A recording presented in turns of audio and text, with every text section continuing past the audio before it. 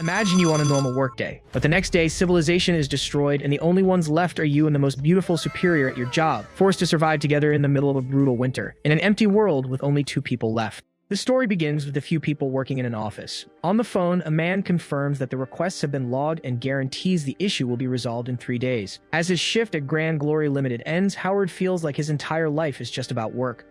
His boss approaches and warns him to work harder, as the company is planning layoffs soon. Mr. Wang hands him a list of potential clients to call and introduce himself to the next day. Typing quickly, Howard gets lost in his work. Suddenly, the monitor glitches and he recoils from the screen, startled. The screen's reflection glints in his eye. A colleague turns around and asks what's happening. Head down, he's seen with a hand on his forehead. Howard says he's fine, but his vision got blurry and his colleague advises him to get some rest. He then reminds him about the dinner with Mr. Wang, and Howard asks if there's really another one. Checking his phone, he notices the low balance in his bank account. His colleague sees his hesitation and asks if he doesn't want to go. Donald offers to lend him money, but Howard refuses, saying he just hates socializing. Donald insists there's no choice, as the new director will be there and everyone has to attend. As a woman approaches, he quietly warns him of her arrival. Miss Luo walks through the office, drawing everyone's attention. Howard recognizes her as Sabrina Luo and remarks that women like her are out of his league. At night, the scene shifts to the front of an illuminated hotel. During dinner, 2 glasses clink in a toast. Everyone is gathered around a lavish table, enjoying the lively meal. Suddenly, Howard's expression changes. A diagram reveals that his iris, optic nerves, cortex, and central nervous system have been interconnected. Confused, he observes his surroundings while the man next to him drinks calmly. A strange image appears before him. The figure claims that Star Universe Limited designs all sensory organs, including the mind, to enable silent communication. Howard asks what they want with him, but the figure replies that he is the ideal candidate for their dream tests. The entity invites him to be the tester for the Dreamland, promising countless different life experiences. Asking only to be left alone, Howard explains that he needs to work the next day and has no time for this craziness. The voice states that the system can create duplicates of anyone from the real world in the Dreamland, allowing him to decide their fate. Soon, Miss Luo and Mr. Wang appear at the door, and she comments that he seems dissatisfied with what he has now. Mr. Wang formally introduces the new director, Miss Luo, whom they may have already met at the company. He then points to a colleague as his great helper, a team leader in the advertising department, and she greets him with a smile. Howard watches his colleagues suck up to the boss, praising the latest project and crediting all the merit to his brilliant decisions. Continuing the flattery, the man shakes Mr. Wang's hand, who then prepares to introduce Mr. Gao, the copywriter. A hand appears, offering a cordial handshake.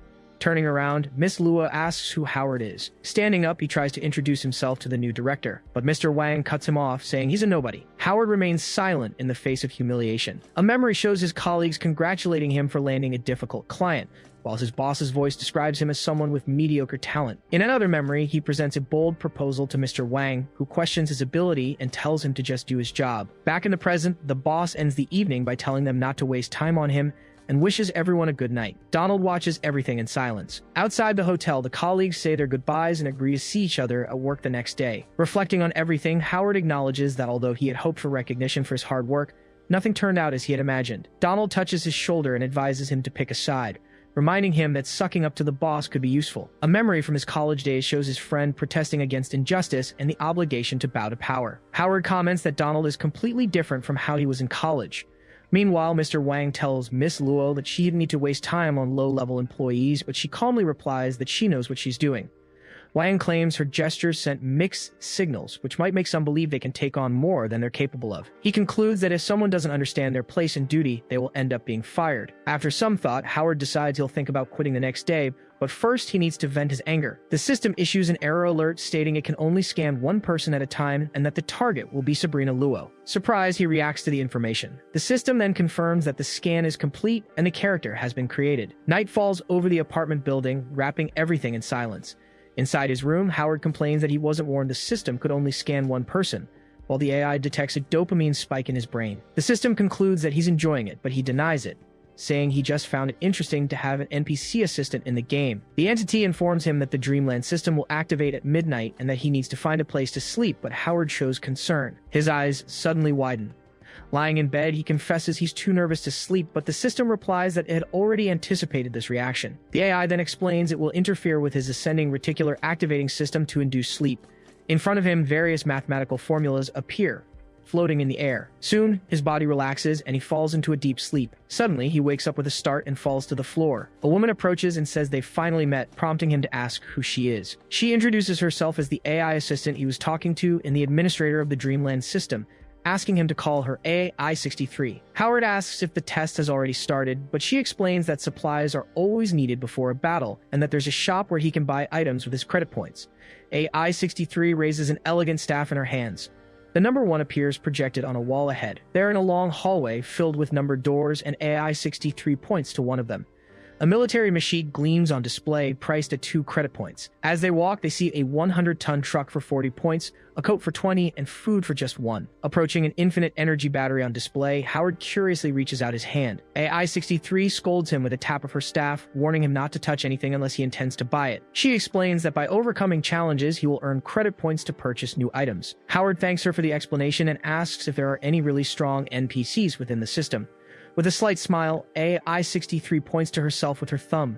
She soon informs him that 10,000 credit points have been debited and she is now at his service, which she calls a blatant ripoff. AI-63 announces that the Dreamland will be activated immediately if he has no more questions. Wishing him fun, she watches as he stares at a door marked Apocalypse Survival. An invisible force shoves him through the passageway. Howard suddenly wakes up in his bed. Sitting up, he looks around, confused. He realizes he's home and concludes that nothing seems to have changed. Calling himself a fool for not thinking of this before, he decides to get ready for work. He tries to turn on the light, but nothing happens. In the bathroom, he discovers the power is out. Already dressed, he walks down the stairs in silence. Outside, he finds the street completely deserted, with a truck stopped in the middle of the road. He looks around and wonders where everyone went. Looking up, he sees a military plane crossing the sky at a low altitude. Suddenly, the aircraft explodes in midair. Taking cover behind a car, he ducks down as debris rains down around him. A voice echoes, announcing that the Apocalypse Survival Dreamland had begun and that he has 180 days to fight. Stunned, he repeats the mention of 180 days out loud. Something splatters near him. Looking to his side, he sees a strange liquid dripping down the car's body. Without a second thought, he bolts into a run as another explosion detonates behind him. The image of a plane spiraling out of control makes him shudder. He soon realizes that in a world where people have disappeared, planes could fall from the sky at any moment. Determined, he makes a list of supplies, planning to use the 180 days to prepare for life after quitting his job. Before that, however, he thinks maybe he should have a little fun and presses play on an old radio. With the radio propped on his shoulder, he walks into a men's clothing store. In front of the mirror, he tries on a new coat and puts on sunglasses. Next, he picks out a necklace and a bottle. With his new look, he walks down the street carrying the radio. Suddenly, he remembers he has a duplicate of Sabrina Luo as his assistant. Leaning against a police car, he uses the radio to ask when she will appear. A noise cuts through the silence, making him look to the side. A dog approaches and starts barking at him. He wonders where Sabrina Luo is and if he's been tricked by the game developer. Unexpectedly, a tiger appears on the street in front of him. Turning quickly, he runs as the animal's paw lunges toward him. The tiger, known as Dummy, the only carnivore from the zoo, starts licking his face. An old photo reveals the animal was raised by zookeepers and had always been docile with humans. Pulling away, he notices a peculiar feature on the tiger and deduces the animal escaped after the zookeepers disappeared. With his face still dirty, he is impressed by the level of detail created by the game developer. 7 days later, he enters an establishment carrying a pack of water bottles. Since the water supply has been cut off, he now relies solely on bottled water from supermarkets. Without electricity, the meat and vegetables are starting to rot, attracting swarms of flies everywhere. Although he has found some crackers to survive on, the lack of vitamins worries him. In front of a restaurant, he finds something that could change his luck. Inside, he discovers a diesel generator and remembers that his father's grocery store had one just like it. Kneeling beside the machine, he notices it's overheating and could break at any moment. He realizes that if he had arrived a second later, he would have lost the power and all the frozen meat in the fridge. With a working generator and a refrigerator at his disposal, he decides to live there, planning to gather supplies by day and cultivate the land by night. Wielding a pickaxe, he begins to work the soil with determination. On the 31st day, the camera shows a completely deserted and silent street. Inside the car, Howard wonders what he should do that day. A voice beside him suggests looking for seeds, but he replies that he just thought of something better. Immersed in despair, he feels like giving up on everything, believing that if he did, he would wake up and everything would go back to normal. His companion tries to cheer him up, reminding him that the garlic plants have finally sprouted and that he'll soon have fresh vegetables. Howard shouts that the vegetables aren't the problem. He complains that the city is filthy, infested with flies, and he feels a deep unease with the situation. At night, the darkness and silence make him feel as if the world has completely abandoned him. The voice taunts him, asking if he really has any useful real-life skills and if he could survive after quitting his job. It advises him to wake up, saying that he's the one playing the game, not the other way around. Howard realizes that even inside a game, they're trying to convince him to surrender to reality. A sudden flash of light cuts across the road, making him slam on the brakes. The car skids on the pavement as he tries to swerve out of another vehicle's way. In shock, he sees that the driver of the other car looks exactly like Sabrina Luo. The two cars collide. Turning to the passenger seat, he stares at the mannequin beside him and questions if that figure is really Sabrina Luo. Waking up in a bed, the woman stares at the ceiling for a moment. Touching her face, she feels the bandage covering the wound. Noticing she's wearing men's clothes, she silently wonders where she is.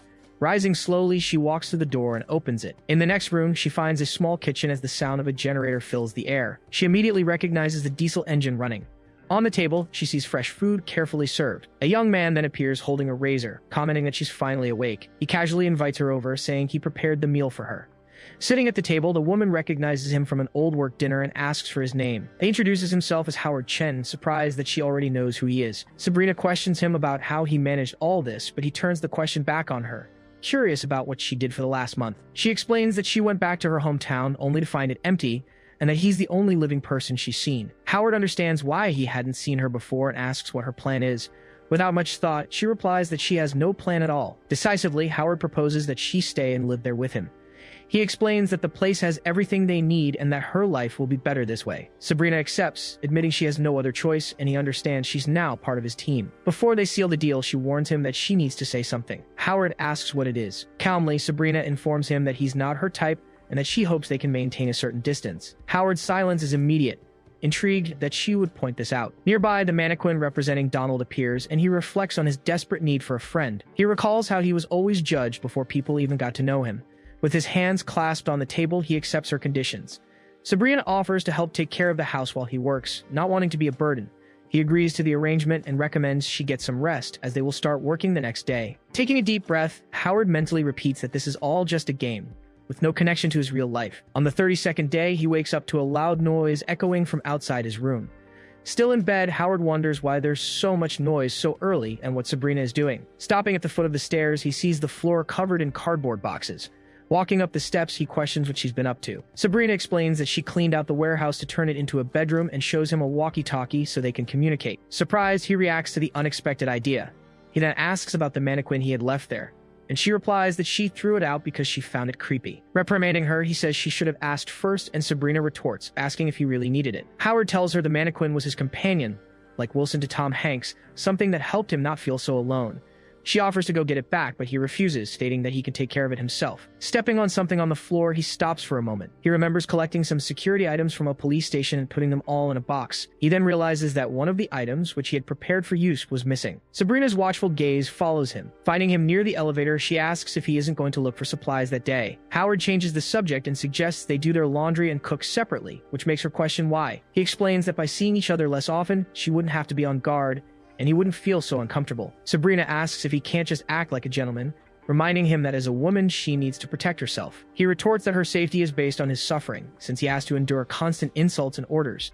He looks at her firmly and asks why he should accept that. He declares he's not the gentleman she imagines, but he guarantees he won't hurt her, advising her to be more pragmatic. Turning her face away in silence, she ends the conversation. On the 120th day, a butterfly lands on the red roses blooming in the city. As he enters the house, Howard notices how much the place has changed in the last 3 months. The air is fresher and the stench has vanished amid the greenery covering the buildings. Outside, Sabrina waters the plants lining the street, turning the neighborhood into a green refuge. Under her care, the garden grows strong and vibrant, putting an end to the vegetable shortage. Even so, since their first fight, the two haven't exchanged a word, and Howard decides he can no longer stand the silence. Inside the car, he asks Donald if Sabrina has lost her mind for confronting the rats in the garden. The mannequin in the passenger seat seems to reply that she no longer needs a social life. Setting a new goal, Howard announces they're going to find meat, since their supply has run out. He considers eating rats but fears the germs and viruses they might carry. On second thought, he suggests to Donald that fishing would be a safer, more decent option. With the plan set, they leave by car, determined to visit an old friend before going fishing. The vehicle approaches the entrance of the abandoned zoo. At the gate, Howard finds the tiger and greets it, asking how it's been. He pets Dummy's belly, surprised he's still alive. 2 months earlier, the animal would just sit at the zoo entrance, feeding on the remaining herbivores. Howard feeds him again, tossing rats and small animals he caught on the streets. He tells the tiger to go easy, reminding him it's the last piece he has in the freezer. Suddenly, the animal's gaze shifts to the side. In a swift leap, Dummy moves away from him. It charges a group of deer that appears from between the trees. One of them stops nearby, and Howard realizes it's a wild deer. Nature now dominates what was once civilization as the tiger takes down its prey. The rain begins to fall, and a storm gathers on the horizon. Lightning cuts across the sky, making him wonder if the storm is really coming. The wind blows with growing force, and Howard realizes it's a typhoon. Pushed by the violent current, he is thrown toward the car. Fighting the turbulent air, he forces the door open and yells for Donald to let him in. Inside the vehicle, he wonders how a Force 10 typhoon can exist so far from the ocean. In silence, he watches the world distort around him. He remembers he's in a land of dreams and wonders if this disaster is part of the game. He also recalls that Sabrina bikes in the mountains every day and must be near the summit. The car speeds through the streets, cutting through the storm that engulfs it. Broken pots roll through the floodwaters, swept away by the wind and rain. The memory of Sabrina tending to her plants comes to his mind. Braking in front of the house, he notices the door wide open and wonders if she's already back. Accelerating again, he drives away through the soaked garden. The tomato plants bend under the force of the gale and the heavy raindrops. Another memory hits him. Sabrina scaring rats away from her vegetables. From inside the car, he calls out for her, not knowing where to look. The winding mountain road appears before him, swallowed by the storm. A bolt of lightning rips across the sky, illuminating the path for a moment. His eyes widen at the silhouette ahead. Slamming on the brakes, he sees Sabrina standing by a post, completely soaked. Her leg is injured, and she can barely stand. As he holds her in his arms, he hears her muffled question about dying there. Firmly, he lifts her and replies that's not going to happen. With a lighter in his hands, Howard sparks a small flame. He uses the fire to bring to life the crackling bonfire in the brazier. In the warm room, he asks Sabrina about the mansion on the mountain, and if she used to visit it often. Hugging her knees, she remains quiet, her leg still injured. Howard watches her without a word, studying her every restrained gesture. He offers to check the wound, but she firmly refuses. He warns that an infection could be fatal, but Sabrina insists she can handle it herself. Frustrated, he backs off and mentions he just had an idea. He explains that the mountain mansion is the highest and safest point to take shelter from the flood. Decisively, he states they need to hurry and take as many supplies as possible, and she asks what she should do. He replies that with her injured leg, she should just rest and wait. Sabrina warns him to ventilate the area to avoid carbon monoxide poisoning. He then returns to the old house facing the storm outside. Under the heavy rain, he takes a deep breath and feels the air growing colder. He pulls the hood over his head, puzzled to see snow mixed in with the raindrops. The car pushes through a waterlogged road. The water level rises quickly around the submerged house. With a tool, he unlocks the door underwater. Inside the flooded home, he notices the power is out and concludes the generator failed. The freezer door swings open, letting water rush inside. He decides to gather as much food as possible since the appliance is lost. A wave surges through the house, scattering everything around. Vegetables float in the current, mixed with mud and debris. Trying to save what's left, he struggles to grab the food being swept away. Now, the few vegetables and scraps from the fridge are only enough for 2 meals. As he closes the car door, he realizes with regret that their supply is about to run out. Holding his head, Howard realizes fishing is impossible, and even the rat holes are flooded. He admits in a low voice that when he finally gives up, he won't know how to handle such a situation. Turning to the mannequin, he asks what he should do to find food and save them both. Silence fills the car as he thinks. Suddenly, he breaks upon seeing the tiger sitting on the flooded street. Through the window, he yells for Dummy, pleading for his help. As he gets closer, he notices the wounds on the animal's face and asks what happened to it. He proposes they become hunting partners, reminding him that the tiger is a skilled tracker and he has weapons. He tries to convince it to get in the car, warning that the road will soon be underwater. The tiger just stares at the horizon, motionless. Then Dummy turns and starts walking back to the zoo. Howard yells that he's not a dog and that the zookeepers are never coming back. He reminds the animal that he fed it for 2 months and asks if they aren't friends. The tiger turns and roars loudly, its reply roaring against the sound of the storm. Angry with himself, Howard scolds himself for getting so invested in a pointless game. Saying goodbye, he says he respects its choice and that he probably won't be back. The rain keeps falling on the tiger, motionless under the downpour. As he drives away, Howard tells the animal to stay strong and stay alive, leaving it alone in the storm. He's driving down a dark road during a storm. At the wheel, Howard keeps his eyes fixed ahead. He asks Donald how he manages to stay so calm, saying he needs to learn how to do the same. Suddenly, something on the road catches his attention. The car slams on its brakes, skidding on the water. Lying on the pavement, Sabrina appears right in front of the vehicle. Howard gets out and runs to her, asking what happened. She explains she was trying to collect rainwater so she wouldn't owe him anything. He replies that she just ended up falling and giving him more work to do. Her gaze lifts in silence. Howard lifts her and carries her, ignoring her protest to be put down. Sabrina struggles, trying to break free. In a firm voice, Howard declares he has enough problems and that from now on, he's making all the decisions. When they arrive, he impatiently places her on the bed. He tells her to wait while he gets the first aid kit, warning her he won't show any mercy if she does anything foolish. Sabrina yells that she can take care of her own wounds and doesn't need his help. He retorts that he isn't happy about helping her either, reminding her they only have 2 meals left before starvation sets in. He demands she recover quickly to contribute, or they'll both be in trouble. While cleaning a wound on her arm, Sabrina asks what the plan is. Tending to her injured leg, he tells her he saw a herd of deer and plans to hunt the next day. She doubts they exist in the city, but Howard explains they must be wild, having appeared after people vanished. Sabrina warns him that wild animals are smart and asks if he scared them off. He looks away in silence. The memory of Dummy chasing the deer flashes through his mind. The animals run in terror across the waterlogged field.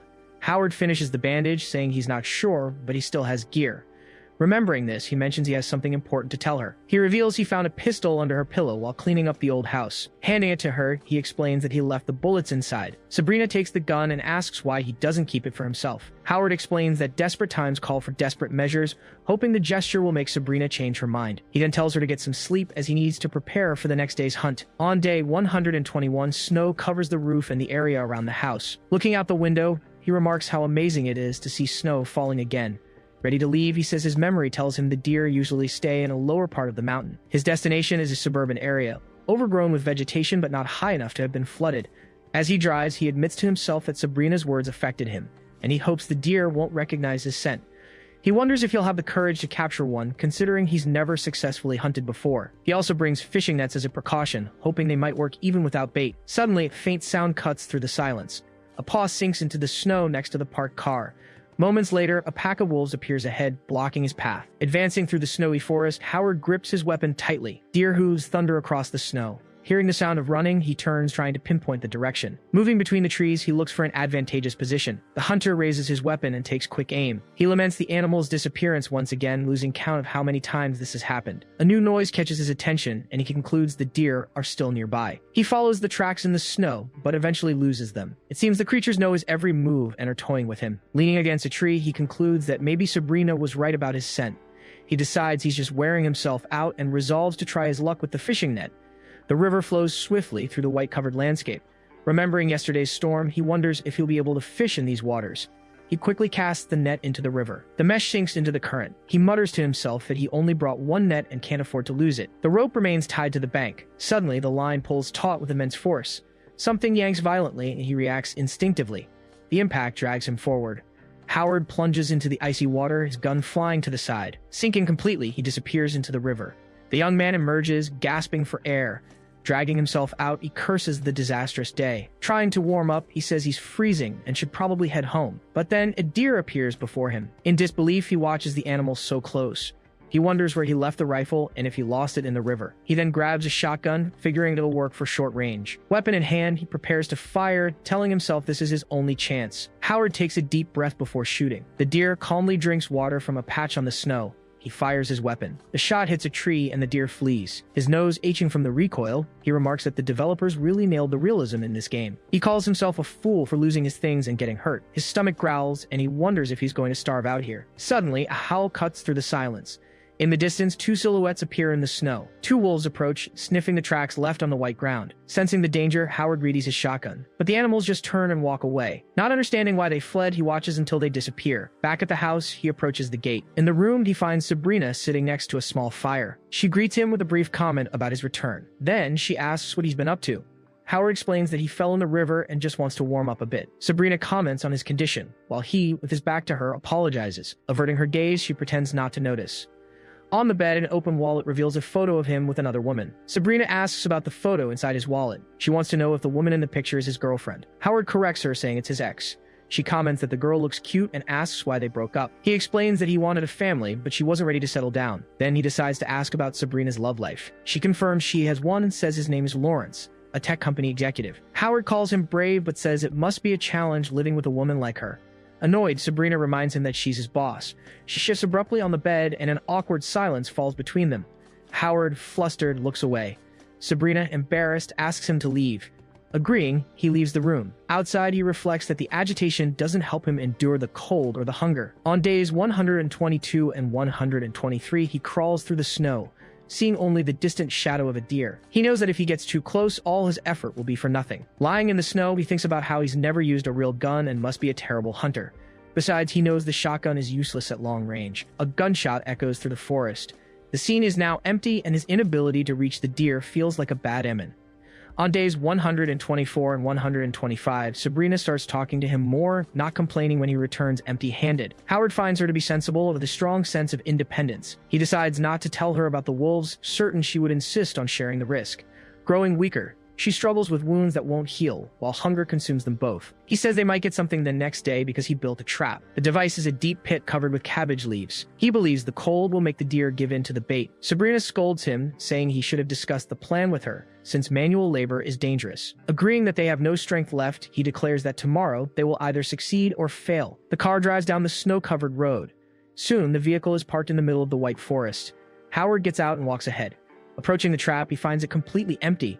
Suddenly, something catches his eye. In the trap, there are signs that an animal narrowly escaped. He breaks into a run through the forest, following the tracks. He pleads in a low voice for a deer to fall into the trap, believing just one could change everything. Tumbling into the snow, he looks up and sees the wolves before him. His gaze shifts to the side. The wolves have a deer carcass. Quickly readying the shotgun, he prepares to shoot. Howard fires, yelling at them to get out and drop his kill. But the wolves just grab their prey and run. Defeated, he falls to his knees in the snow, reminding himself that this is all just a game.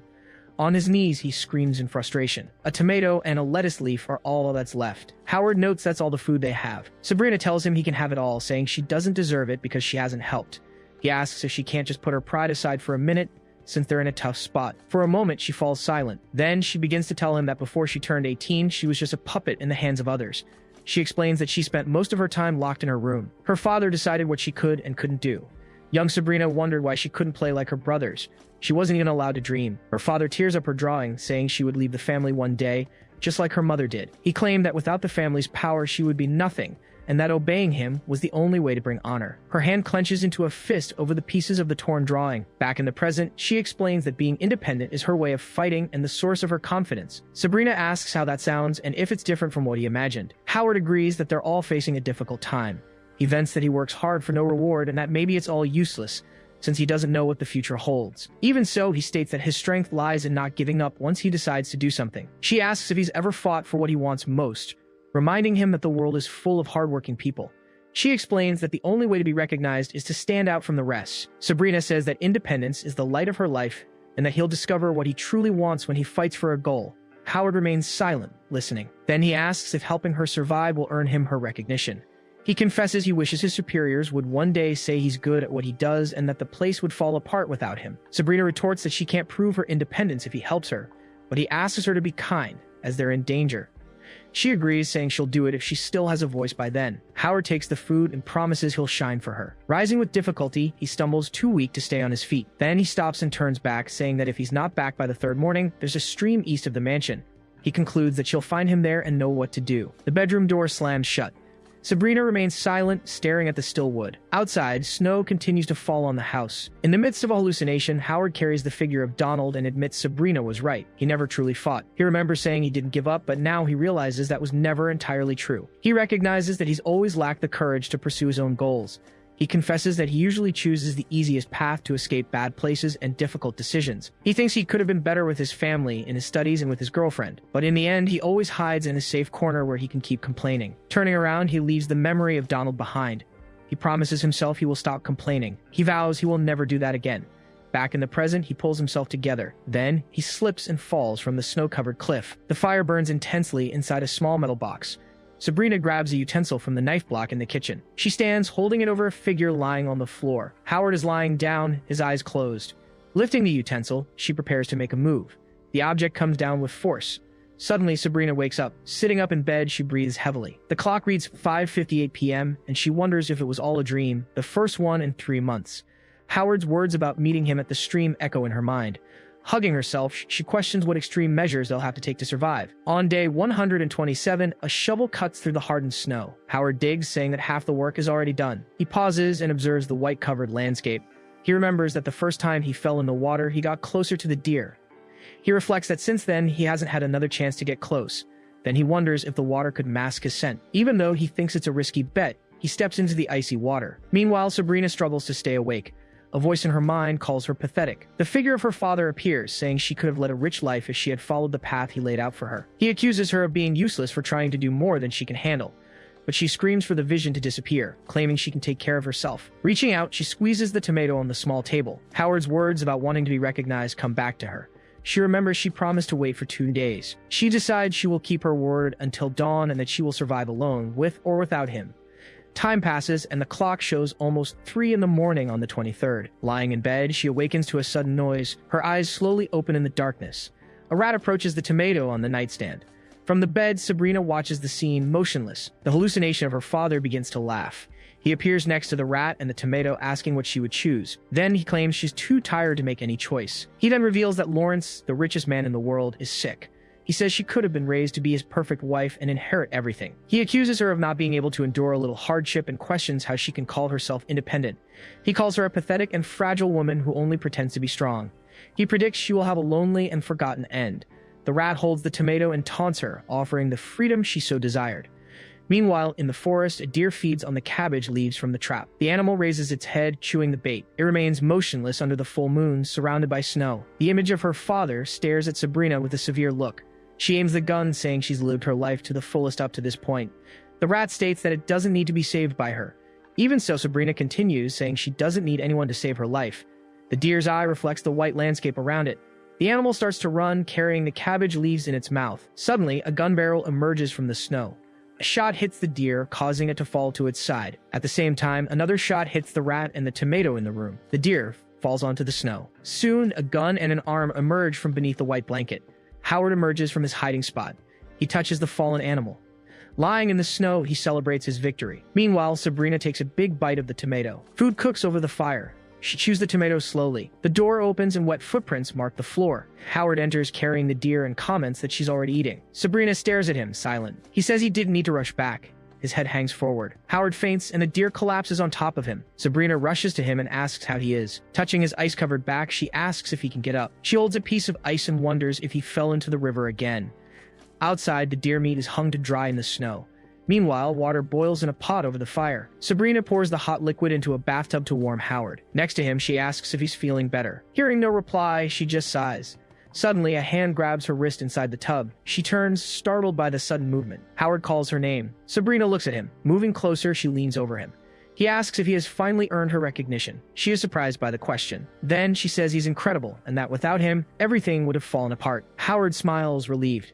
He recalls the last words his ex-girlfriend said before she left him. She said he had nothing, and that all his effort would get him nowhere. Howard laments how hard it is to gain recognition in the world. Sabrina agrees, admitting it's true. Meanwhile, she prepares a broth with the deer meat over the fire. Holding the bowl, she tells him it's ready and that he should get up to eat. He remains motionless in bed. She approaches and checks his breathing. She confirms that he's still alive. With the spoon in her hand, she states that he won't owe her any favors and that he'll be fine soon. Then she gently touches his face. She leans over Howard. She feeds him the broth. The digital clock reads almost midnight. Watching Howard shiver, she notes that he still seems cold. She recalls that she's already covered him with 3 blankets. Even so, he continues to tremble violently, clutching the covers. Sabrina watches him for a moment. Then she makes a decision. She lies down beside him under the covers, trying to warm him. Hugging him, she reassures him that everything will be alright. Day 130 arrives, bringing a new morning. With his eyes slowly opening, Howard awakens. Hearing a sound, he turns in bed, trying to figure out where the noise came from. Beside him, Sabrina is sleeping soundly. His eyes widen in surprise. Something makes him shudder. He realizes he's not alone. Waking up, Sabrina asks if he's awake yet. She slowly starts to move away, but Howard grabs her wrist, stopping her. His voice is weak as he says he still feels sick, pulling her closer. He immediately wonders what he just said. His grip on her hand loosens, afraid she'll misunderstand him. Sabrina reminds him that he said he broke up with his girlfriend and asks to hear the reason again. He explains it was because she thought they were too young to settle down, but Sabrina insists on knowing the other reason. Silence hangs in the air for a moment. Finally, Howard reveals the other reason was his desire to have a family. With a slight movement, Sabrina moves closer and confesses she wants the same thing. He stares at her, asking if she didn't want to prove she was a strong, independent woman. She replies that she's trying to do that right now. In her mind, a doubt arises whether success truly brings independence. She explains that goal was just a line she drew for herself to break free. She adds that the rest never really mattered, but she questions if that wouldn't just be escaping one prison to fall into another. Venting, she admits she's never made a decision for herself and can't call herself independent. Howard confesses he doesn't know if she could do it, since he's never set his own boundaries. Then Sabrina takes his hands and asks if he wants to have a family with her. Wordless, he hesitates. She apologizes, saying she just realized she needs her own life. But Howard squeezes her hands tightly and says that's exactly what he wants. With a choked voice, he confesses that hard work without recognition pushed him away from the idea of having a family, but now success seems close. Sabrina assures him they will survive, and he agrees that family is what drives him. Their eyes meet for a moment. Without a word, they kiss. Outside, the snow continues to fall silently on the house. Sabrina looks at him with an understanding gaze. In that moment, they share a deep connection. He asks, his voice hesitant, if this is right, and calls her his wife. A quick gesture stops him. Firmly, she corrects him, reminding him they aren't married yet, just two adults living together with mutual respect and support. Embarrassed, Howard looks away. She takes a deep breath. His expression freezes, his mouth slightly open. In Sabrina's mind, a difficult memory returns. Her younger self, feeling powerless. Her father's voice echoes, commenting on how fast time has passed. He steps back, observing her coldly. Finally, he turns and declares it's time for her to learn how the world works. In the memory, Sabrina's father says he's going to teach her a harsh lesson. Calling for others, he orders them into the room. A man and a woman appear, and she greets him, calling him boss. Coldly, he tells them to watch what happens on the couch. The couple agrees. Young Sabrina closes her eyes. A light touch on her head makes her flinch. Grabbing her by the shoulders, her father demands that she watch to learn how to deal with Lawrence Dew. As the scene unfolds, he comments that they need to look like father and daughter, and that he will change her name. From that moment on, she would be called Sabrina Luo. In the present, her voice echoes, saying that now the two of them have a new respect for each other. Inviting him, Sabrina proposes they discover the meaning of their existence. Howard can hardly believe the connection they just shared. Then he realizes, surprised, that this moment was new for Sabrina too. On day 160, he wakes up to the realization that they've been living like a couple for a month. Reflecting, he admits the last month has been relatively satisfying. He regrets still not being fully recovered from the frostbite, but at least he can work. With the deer meat gone, he walks out to the snow-covered yard. The constant cold turned the river to ice, and they cut holes to fish. On top of that, Sabrina took on the extra work of building a vegetable greenhouse, which is now almost finished. Suddenly, her voice calls out, telling him to wait. With a smile, she announces she has a gift for him. Howard jokes that nothing excites him more than a long, tight hug. A gunshot shatters the forest's silence, and a deer falls in the snow as another one watches. He comments that it's not as good as a hug, but the deerskin poncho will do. He thinks about how hunting deer seemed impossible before, but now everything has changed for the better. The poncho helps him camouflage against the white snow. Soon a car appears, driving down the snowy road. At the wheel, Howard keeps his eyes fixed on the road. Out of the corner of his eye, he sees Sabrina's reflection in the side window. The vehicle rests on a snow-covered street. For a moment, old memories flash before his eyes. Crossing the snowy road, he reaches an urban area where a crashed plane rests on a car. The rusty sign indicates the name of the place, Petting Zoo. Pushing the gates open, he calls out for Dummy, asking if he's still alive. With a piece of meat in his hand, he says he brought something special.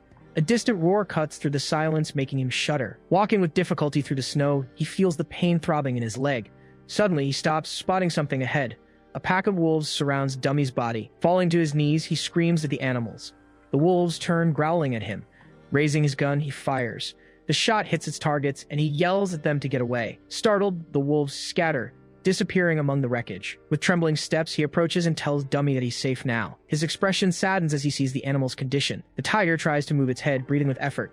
Howard reaches out and touches his companion's body. In his memory, the animal licks his face affectionately. He holds the tiger's head with both hands, as if saying goodbye. Another memory surfaces, him feeding it a piece of meat. Back in the present, he mutters an apology for taking so long. His gaze sweeps over the wounded animal. With a choked voice, he readies the shotgun and promises that soon there will be no more pain. He says he'll miss him and swears revenge. His reflection appears in the still tiger's eye. A tear slides down his face after ending his friend's suffering. Alone, Howard relaxes in the hot water of the tub. Behind him, Sabrina comes in and asks what happened. Noticing his downcast look, she wraps him in a hug as he murmurs that it's nothing, just that the world is getting colder and more dangerous. In a low voice, he asks her to stay home for the next few days, saying it's too risky outside. She agrees, mentioning she still has work to do on the greenhouse, and tells him to be careful. Sabrina leans in and kisses him softly. In his memory, he was walking through the snow without a warm home, consumed by his own sadness. In the present, he rests his head on her chest. He reflects that now that he has what he always wanted, wild creatures are lurking in the darkness. Silently resolving, he promises not to let anything threaten their beautiful home. With his eyes fixed on her, an intense glint appears in his gaze. He vows to eliminate anyone who invades his territory. Dressed as a deer, he moves through the snow with his shotgun, wondering who his next prey will be. From deep within the forest, a pack of wolves emerges and begins to chase him. Surrounded by snow, he feels the danger closing in. A giant grizzly bear appears behind him. The beast leaps, opening its mouth in a deafening roar. The deer costume is damaged amid the sound of tearing fabric and churning snow. All around, the wolves howl at the scene. One of them pricks up its ears and darts toward a bush that's moving with antlers. Suddenly, the wolf is hit by a clean shot. The howl of pain echoes through the frozen forest. Howard emerges from the snow, wielding a knife. With a swift movement, he lunges at the animal. The reflection of the clash shines in his eye. In the bedroom, Sabrina calls to him as they lie in bed. Turning over, he asks what's wrong. She insists on knowing what's bothering him.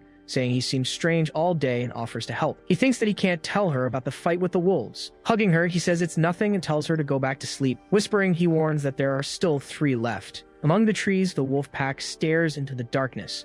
Spreading out in different directions, the wolves run through the snow. One of them stops abruptly while the others continue on. Lowering its snout, it begins to sniff the frozen ground. It moves forward with slow steps, alert to every sound. The scent leads it to a bush where something small is hiding. Crouching down, the wolf peers through the leaves. A short howl rings out, calling its companions.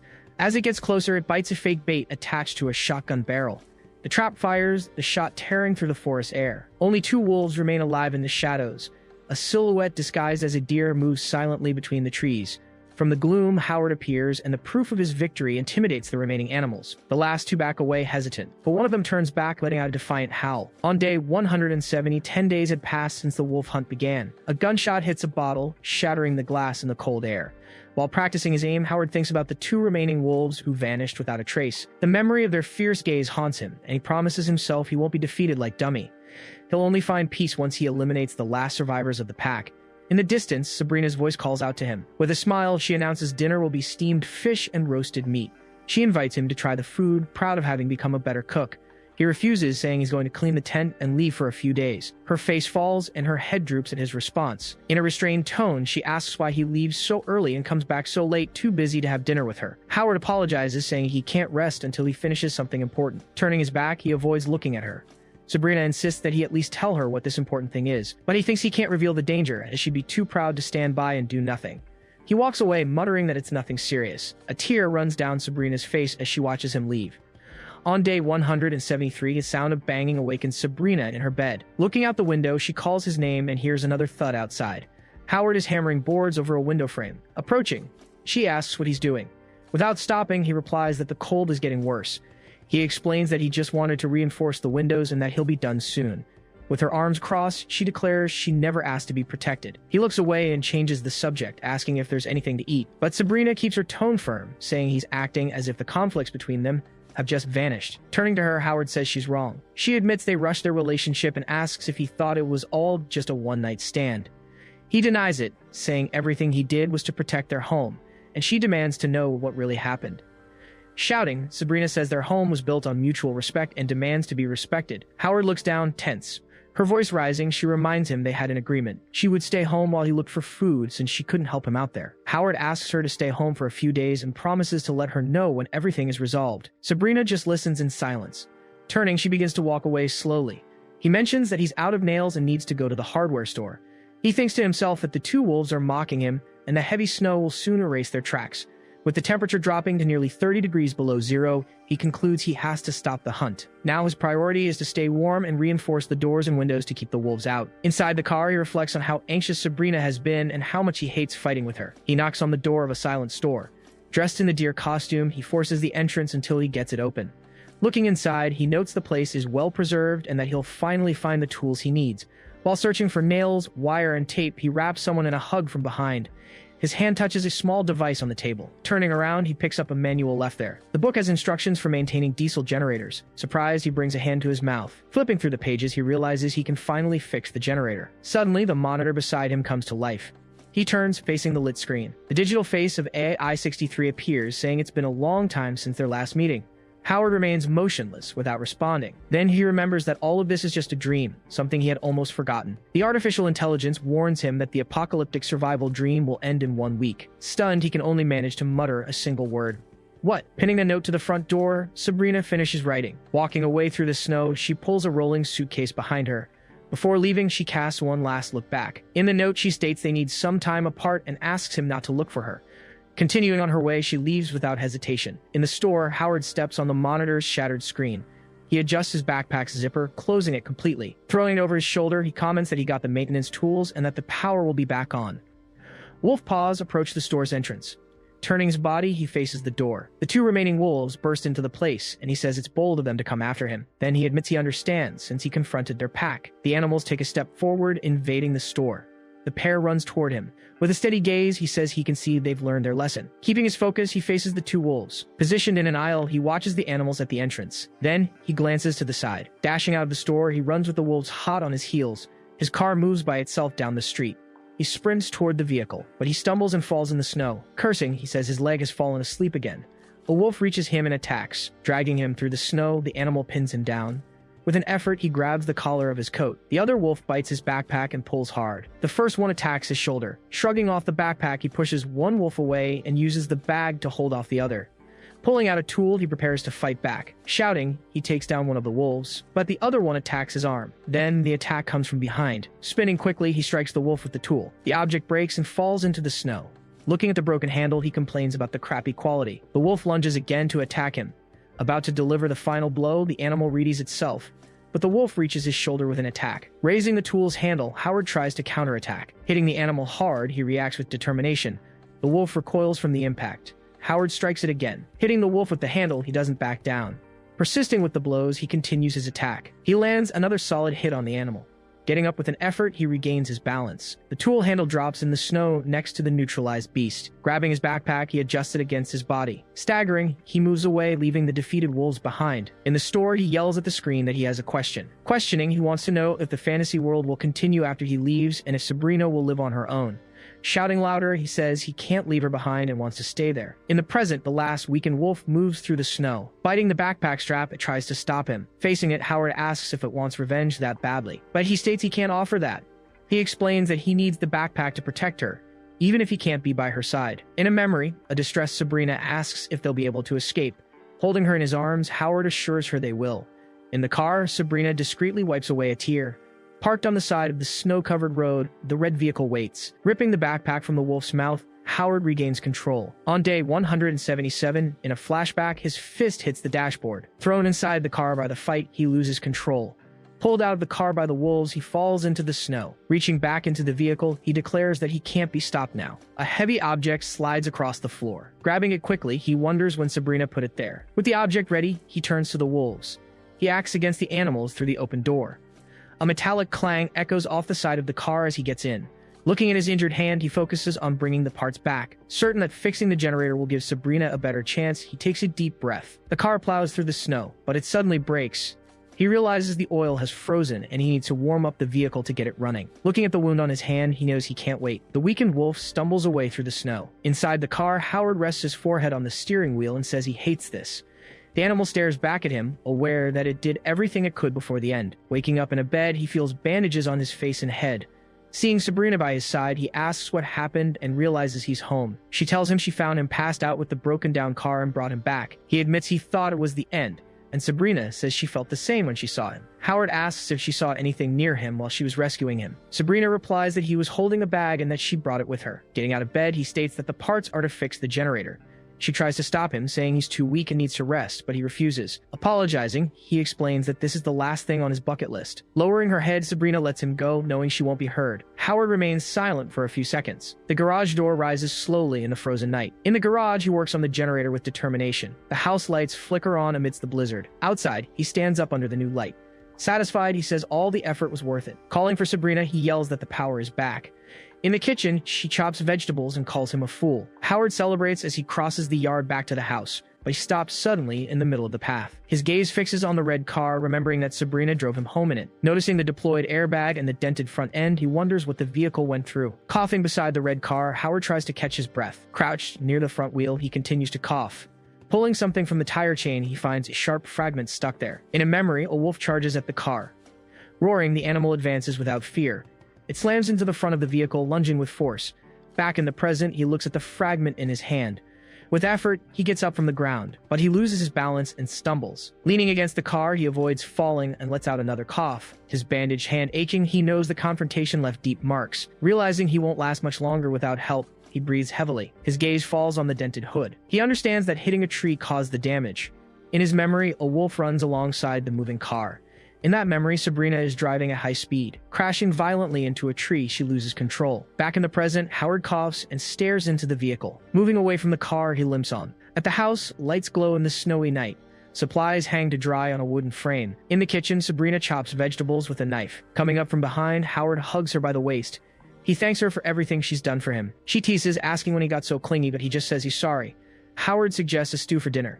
She calls him silly but smiles. On day 178, the city remains frozen under the snow, but icy drops begin to drip from the trees. Looking out the window, Sabrina notices the white landscape and announces that the sun is up. Opening the curtains, she tells Howard the storm is finally over. Turning to him, her focus shifts to the room. Approaching the bed, she asks what's wrong with him. Lying down, Howard replies that he's exhausted. She fears it's a cold and offers to get some medicine. Going to the dresser, she opens one of the drawers, but Howard calls her name and she turns back to him. Telling her not to worry, he says he knows it's not a cold. With an alarmed expression, Sabrina watches him. Trying to calm him, she says he's just kidding and will be fine.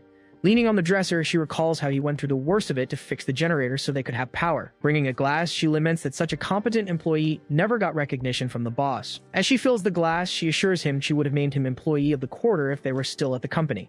He thanks his boss and his beloved wife. Sabrina hands him the medicine, reminding him she hasn't agreed to marry him yet, and tells him to get well soon. Reaching out, he tries to take the glass, but he suddenly jerks his hand away. Howard stares at the glass, pain evident on his face. Sabrina asks if he's okay. The glass falls and shatters on the floor. In a daydream, Sabrina turns and opens her eyes. Pulling back the sheet, she says she's figured out his trick. Standing by the bed, she accuses him of pretending to be sick just to make her worry. Leaning over him, she comments that she won't blame him and asks if he needs anything. In the fantasy, Howard moves closer to her as they talk. Back in reality, he asks her to get up so they can talk. With a worried look, Sabrina watches him in silence. She then asks if he can't get up. His hand grips the sheet tightly. With tears, she shakes him and yells for him to get up. Howard says he doesn't have much time to explain, as he feels his time is running out. Advising her, he asks her to go north for supplies when the gas, which will last for 3 months, runs out. Then he mentions there are labeled vegetable seeds in a bucket in the warehouse. Asking if she knows how to operate the diesel generator, he says the manual will be easy for her. Finally, he recommends getting a bigger car, choosing a cold-proof house, and not forgetting to practice her defense skills. On day 180, his image appears amidst an intense light. On the porch, Sabrina looks at the landscape and says the snow has stopped, but he corrects her, saying that was yesterday. She comments on the warmer weather and that the temperature will soon be above freezing. Announcing her plans, she states that when the snow melts, she'll go north to find other survivors. Howard sighs and calls her name. Then he asks if she ever loved him. Sabrina stares at him in silence for a few moments. She finally answers no. With a faint smile, he says he has no more worries now. Closing his eyes, he feels it's time to wake from the dream. Sabrina asks how she could love him, saying he's stubborn and never considers other people's feelings. With tears, she says he has no good qualities and never comforted her when she was sad. Holding his hand, she complains that he does everything himself. Kneeling, she accuses him of leaving things scattered around and arguing when she asked him to stop. Crying, she calls him an idiot. AI-63 is beside Howard, who has fallen before a glowing door. The entrance to the dream begins to close. The artificial intelligence congratulates him on completing the apocalyptic survival challenge. Howard slowly wakes up. Sitting up, he holds his head and asks what happened, saying he feels like he's lived through a lot. But she explains it's normal not to remember events precisely, to avoid confusion between the dream and reality. AI-63 assures him that in a month he will gradually remember everything. Howard says he still remembers something. The AI watches him, waiting for him to continue. With tears, he says he can't stop feeling sad when thinking about something important he shouldn't forget. Then he asks if the dream world will continue. AI-63 states that it was just a game and that it's all over. She asks him to remember it was only a dream, as he has a real life to live. Howard watches her in silence. He replies that asking that question is the only thing he remembers, as the rest seems unreal and confusing. Then AI-63 announces she will calculate his score. Her staff activates. Howard looks where she points. A screen shows the final result: difficulty level 0, grade B, and 50 credit points. He questions the reason for the B grade and wants to know the criteria used. She explains that the grade is based on the survival chances of the person left behind in the fantasy world, and that he would have gotten a D if he were the sole survivor. By fending off the beasts and generating electricity, he increases partners' survival chances, securing a higher grade. But if he had obtained equipment, food, and built a transmission station to find other survivors, or even tamed the wild beasts for his own benefit, he would have achieved an S grade. Howard defends himself, saying he's just an ordinary human, but she states that the essence of games is to allow for experiences impossible in real life.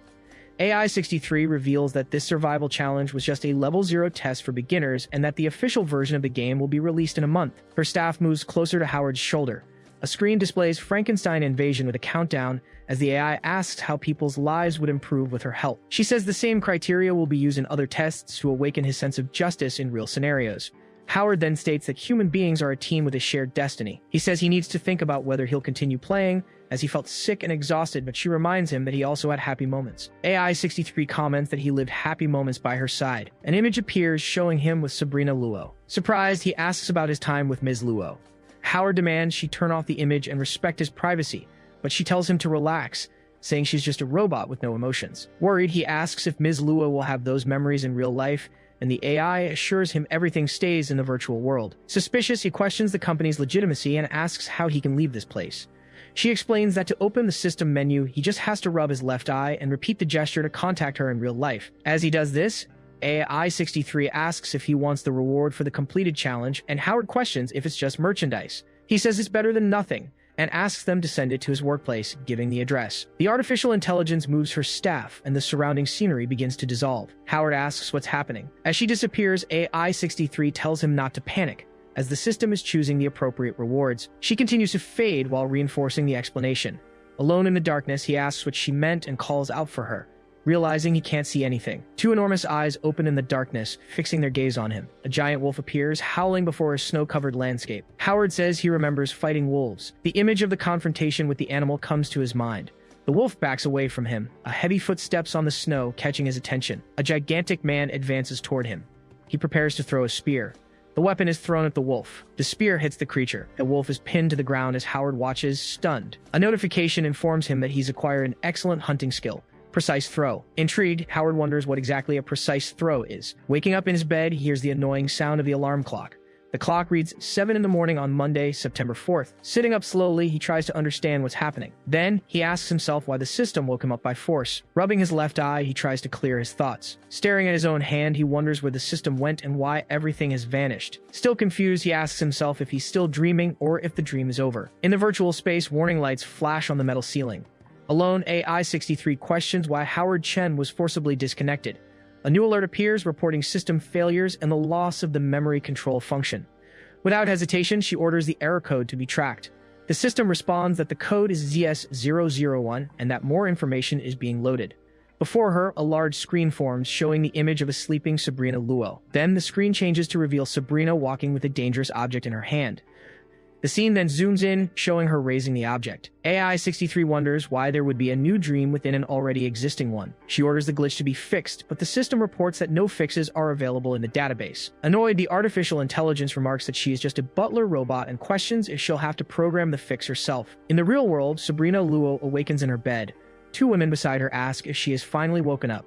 With tears in her eyes, Sabrina watches them in silence. One of them wants to know what happened during the night. She replies that she had a very long dream, but can't remember the details. Right after, she asks what the two of them were doing in her room. The women exchange glances without saying a word. The nurse explains that she was sleepwalking the night before and asks if she doesn't remember anything. Sabrina then wants to know what she did while she was asleep. The employee says that she picked up a dangerous object in the kitchen and started murmuring. Recalling the scene, the employee says she saw Sabrina there, holding that object and repeatedly apologizing.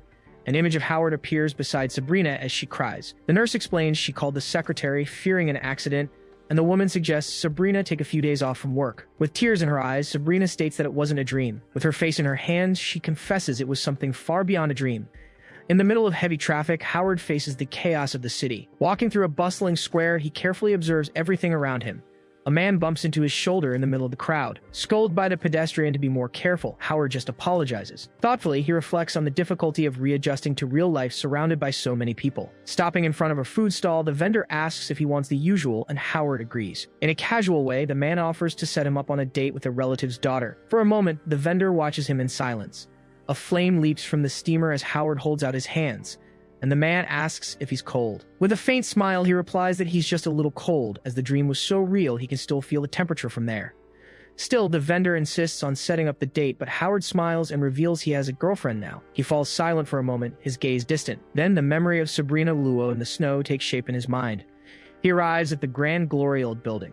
Checking his phone, Howard realizes he's almost late and feels like he hasn't been to work in a long time. A hand touches his shoulder as someone calls his name. Surprised, he turns around and greets Donald, commenting that it's been a while since they last saw each other. With a confused expression, Donald asks if they didn't have dinner together the previous night. Howard apologizes, saying he's still not sober, because for him, 6 months have passed. His colleague advises him to be careful, as their department might be laid off or even shut down. Wanting to know more, Howard asks what happened, and Donald explains that the board will create a marketing division with functions similar to theirs. Fearing the worst, his friend says Mr. Wang will probably fire him first, but Howard states he plans to resign anyway. With a slight smile, he remarks that the world is big and wonderful, questioning why he should follow someone else's rules. The elevator arrives while Donald watches him in silence. Then, his colleague comments that Howard seems to have changed. As he gets into the elevator, Donald adds that he would normally be complaining by now. Now at his desk, Howard admits to himself that he thinks differently. A memory of the dream surfaces, and he reflects that he got used to working hard and having his own life. Leaning back in his chair, he looks at his own desk. He wonders what he should do, feeling like it's been a long time since he was last there. Soon, he grabs a notebook. Sitting down, he starts writing a to-do list, but soon wonders if that's right. He tears out the page, remembering his job is to collect customer feedback. Then, he crumples the paper tightly in his fingers. The paper ball is thrown towards the trash can. The projectile lands perfectly inside the target. Howard turns slowly, staring at the bin. Sitting, he asks himself what that feeling was. He rips another sheet from the notebook, determined to repeat the test. Across the room, the trash can waits, motionless. With his eyes fixed on the target, he prepares for the next throw. His perception of the surrounding environment begins to change. The path between his hand and the bin becomes sharp and precise.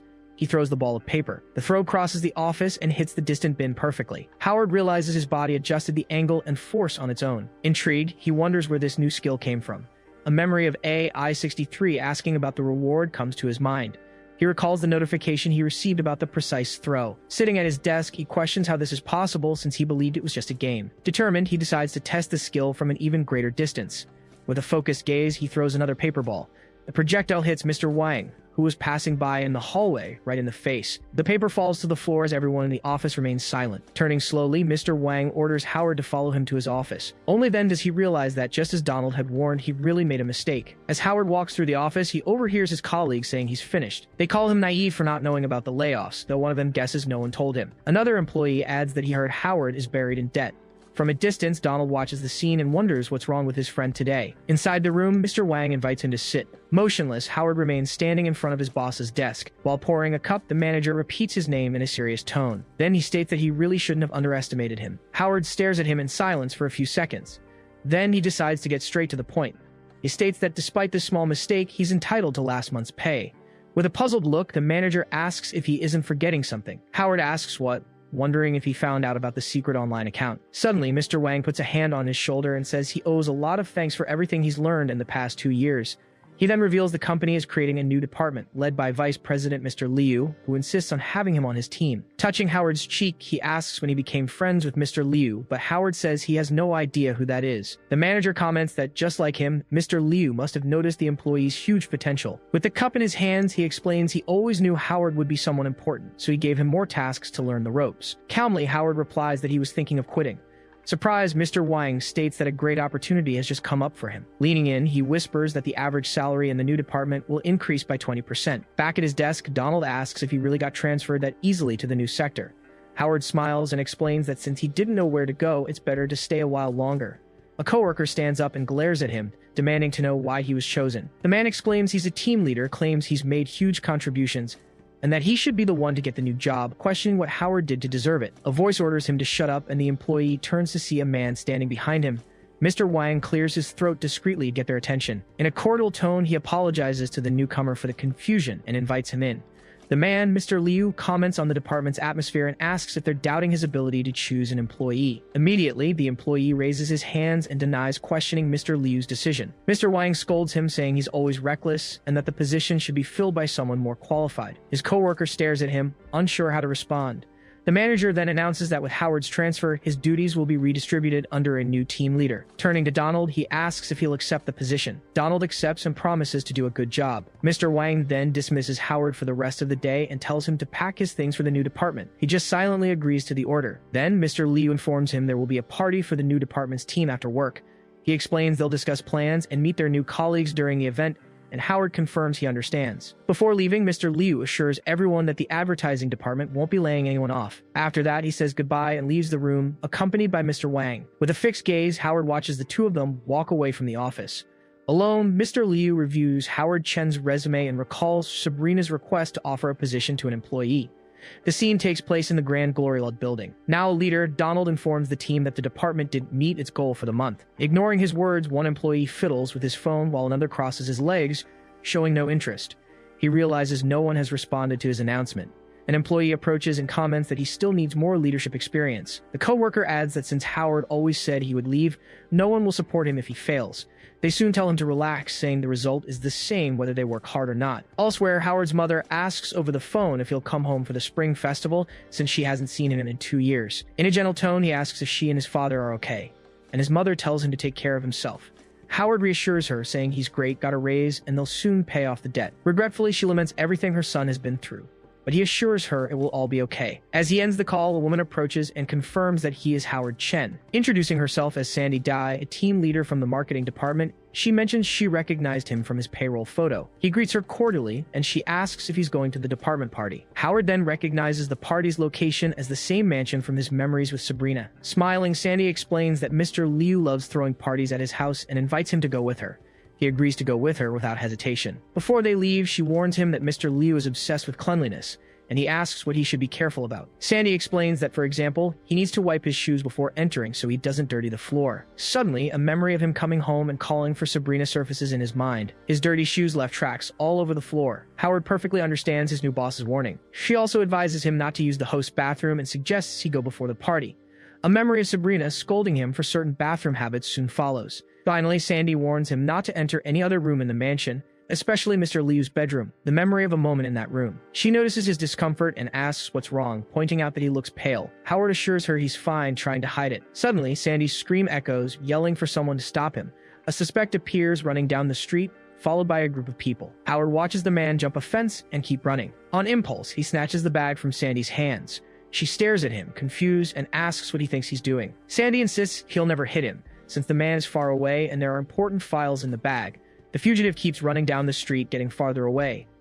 As the man prepares to jump the next fence, Howard leans against the nearby railing. His perception of the environment suddenly changes, making everything sharper. With his eyes fixed on the target, he concentrates for the throw, visualizing both Sandy and the fugitive. The bag cuts through the air in a precise motion. The impact hits the man's back. He stumbles and falls, scattering the bag's papers and a purse on the ground. The man collides with the asphalt, immobilized by the fall. People capture the thief while the victim thanks them for their help. Howard and Sandy gather the scattered papers. He wonders if Sandy is mad at him for throwing her purse. Suddenly, she turns and calls his name. Howard faces her, waiting for her reaction.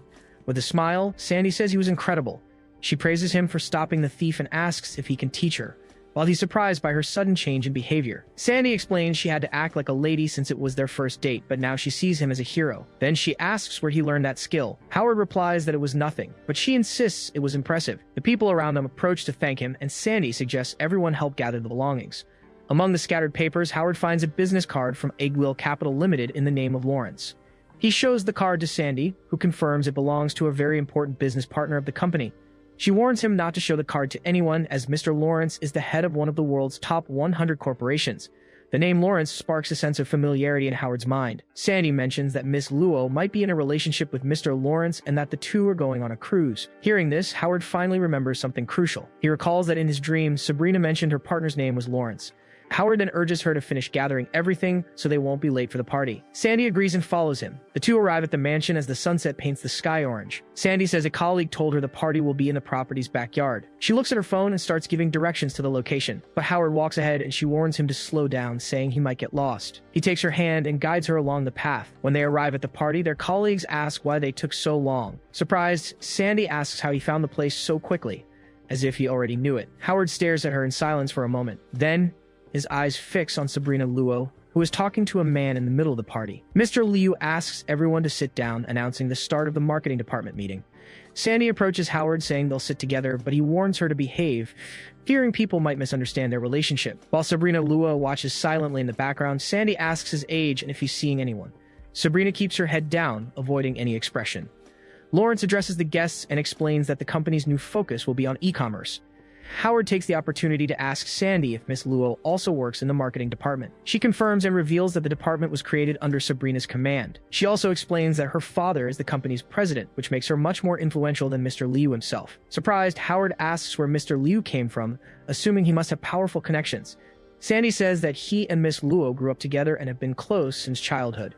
She adds that many people believe they would make a perfect couple. Howard then comments that everything seems confusing, questioning why Sabrina broke up with Lawrence. With a finger to her lips, Sandy asks him to be quiet, saying the rich have their own lifestyle. She admits to feeling admiration and curiosity about what it's like to live surrounded by business giants. Howard wishes her luck, but reflects that everything that happened in the dream must remain only in his imagination, as he has no chance with Sabrina.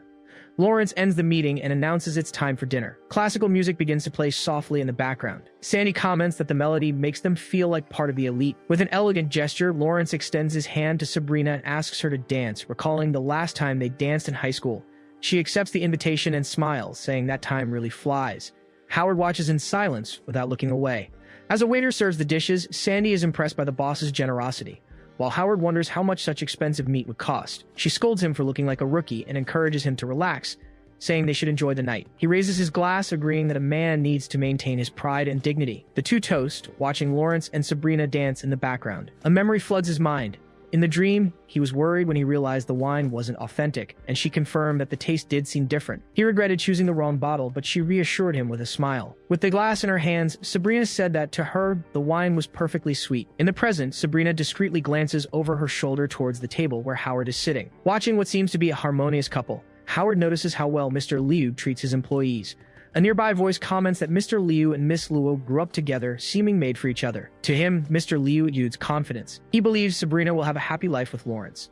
Convinced that perhaps this is for the best, he distractedly touches the hot plate. He immediately pulls his hand back, feeling the heat. Sandy calls him clumsy, reminding him that the boss had warned the food was freshly prepared. She tells him not to move, as she will take care of the injury herself. A little water is poured over his hand. Pouring more water from a bottle, Sandy says it's not serious and tells him to act like an adult. Howard just thanks her. Their co-workers congratulate the department's new couple, but he tries to explain it's not what it looks like. From a distance, Sabrina watches the scene. Lawrence notices the expression on her face. Three men approach, commenting that the two seem to be having a lot of fun. One of them explains he heard Miss Luo was moving to the marketing department and came to congratulate her, but now he wants to understand what's going on. Turning to the couple, he asks why Mr. Lawrence's partner is dancing with another man. From his own table, Howard wonders who that guy is. Sandy explains his name is Hans, the general manager of Igwil Capital, and that Lawrence holds him in high regard. Muttering, Howard comments that the situation is awkward and he doesn't know whose side to take. Lawrence asks Hans not to overreact, stating it's just a dance to liven up the party. Sabrina thanks him for being there, but points out that this is an internal company event. Hans is visibly surprised. She suggests he stop by her office the next day, but for now, it's best if he leaves. He insists there's no hurry. He says it's all a misunderstanding and that he can very well join the celebration. Turning to Sabrina, Hans asks her to dance. Lawrence stops him, starting to say something. He states that he and Sabrina are old friends and questions if it's appropriate to ask a woman he doesn't know to dance. Hans tells Liu not to worry about it and says it's none of his business to look after her. Lawrence is left speechless. Sandy comments that the tension is rising and fears it might end in a fight. At that moment, Sabrina intervenes, reminding Liu that Hans is a business partner, and the man praises her composure. Extending his hand, Hans invites her to dance. She stares at him for a moment before accepting. Back at the table, Sandy comments that the way he meddled is unpleasant. While they dance, Hans says he will be the one to pick her up to meet Lawrence. Sabrina just thanks him. He replies that the pleasure is all his and holds her inappropriately. Pushing him away, she tells him to keep his distance, and Hans apologizes. He promises not to do it again. Lawrence watches the two on the dance floor. Sandy comments that Mr. Liu must be furious, but can't do anything since his company is inferior to Lawrence's. Howard takes a sip of his drink, watching the scene intently. He leaves her disrespectfully. Immediately after, she warns him with a firm gesture. She says Hans doesn't seem to be a good dancer and suggests they stop, but he insists he's just getting started. Sandy says Mr. Liu is being too passive and tells Howard to stop staring. He grips his wine glass. Hans criticizes her for embarrassing him in front of everyone. In a sudden move, he throws her off balance, causing her to stumble backward. Lawrence turns towards him. Howard realizes he was wrong about Mr. Liu. A determined expression takes over his face. A stake flies through the air toward Hans. The piece of meat hits him right in the face. Screaming in pain, Hans yells that he's burned, while his colleagues run to help him and Sabrina remains on the floor. The guests react to Miss Luo's condition. Ordering silence, the man demands everyone stay still. Then he orders his two subordinates to find out who threw the stake. One of them approaches Howard's table. The subordinate gives him a suspicious look. He soon reports that he found nothing there. Howard discreetly gives thanks. He remembers that Sandy gave him half of her stake, which saved him from being discovered. She replies that it was nothing. She thinks he was very brave for doing something even Mr. Liu wouldn't dare to do. The other man also claims he found nothing and asks what they should do. Hans touches his own forehead, asking if the stake fell from the sky, and orders that no one leave until they find the culprit. In a quick gesture, Sabrina slaps him across the face. Hans falls to the floor and his men run to help him up. Holding her dress strap, she demands he take his men and leave, saying she can't stand him anymore. The guests watch in silence. Howard is surprised by Sabrina's ferocity, relieved she hadn't done that in his dream. As he's held back, Hans yells, asking how she dares to hit him. Lauren steps up beside her, saying that being polite doesn't give him the right to disrespect her, and threatens to call the police. One of the men tries to calm his boss, who just grumbles. Then, the subordinate whispers something in his ear. Hans says there's no need to call the police, says goodbye to Miss Luo, and leaves with his men. Lawrence questions the sudden exit, but Sabrina just says she's going to get changed. Howard watches the two walk away and thinks the party is finally over. The night, however, is still far from over. Turning to Sandy, he asks what's wrong. She asks him to call her by her first name and points to the table full of bottles, commenting that they ordered way too much to drink. She concludes that she's found a man more charming than Mr. Liu and decides she's going to win him over tonight. Howard tells her not to rush, blaming Hans for being a buzzkill, but admits he's not a good drinker. Despair washes over him as he remembers he only has $400 on his card and his salary only comes in next week. Realizing he's a tough nut to crack, she decides to prepare for the challenge. Sandy then proposes that for every 3 glasses she drinks, he must drink 1. Howard accepts the deal, determined to get her drunk as quickly as possible with less food and more beer. The clock strikes 1 in the morning. He tries to wake up Sandy, who is completely passed out. Holding her in his arms, he asks where she lives. Drunk, she suddenly stands up and yells that she lives in the far west desert. Immediately after, she lets out a belch. Howard warns her to be careful not to fall, but she loses her balance and collapses right on top of him. Yelling, he tells her to get off, saying it's inappropriate and everyone is watching. In response, she just kept coming forward. Without stopping, she keeps coming. Just then, a waiter informs them the restaurant is about to close and hands him the bill. Howard takes the small piece of paper. He stares at the total charge. The amount is exactly $400. Later, the two arrive at an apartment building. Howard helps her up a dark staircase and she asks where he's taking her. He replies that it's where he lives and she can spend the night there. Sandy calls him a naughty boy for bringing her home on the first day they met. Howard explains he can't afford a hotel and insists she tell him where she lives, but she refuses. From the shadows, the figure of a bearded man emerges in the darkness. Howard then lays her down on the bed. Lying down, she asks him to hold her. He just tells her to go to sleep. The worry of becoming the center of gossip in the new department torments him. Sandy says she's feeling sick and dizzy, but she needs to win him over before she passes out. Dragging herself across the bed, she tries to get closer. The girl sits on the edge. Turning to him, she asks what he wants now. Right after, she moves her face close to his. Howard asks what she's doing as she throws herself on him. Sandy replies that she's going to win him over first. Sitting up, she says she wants to see how long he can resist. He covers his mouth, exclaiming that this is exciting. Sandy leans back, commenting on how hot it is in there. Grabbing her wrist, Howard tells her to stop and warns that this will end in disaster. She says she understands since he must also be hot, but he denies it. Suddenly, the girl unfastens. Whispering in his ear, she tells him not to be afraid. Pushing him, she makes the situation different. Howard feels he's about to give in, but he suddenly starts to snore. Looking at her, he wonders if he fell asleep. Unexpectedly, Sandy belches a strong smell of beer in his face. Howard scrambles to the corner as she collapses onto the floor. Covering his mouth, he says the belch made him completely sober. Then he arranges Sandy on the bed and covers her with a sheet. Seeing it's already 2 in the morning, he decides to sleep on the sofa. The night moves on under the glow of the moon. The bedroom door opens slowly. Howard is still sleeping on the sofa. Suddenly, he wakes up. He sees a man entering the room. The figure approaches Sandy. He watches her for a moment and comments that she's beautiful. Confronting him, Howard asks what he's doing there and how he got in.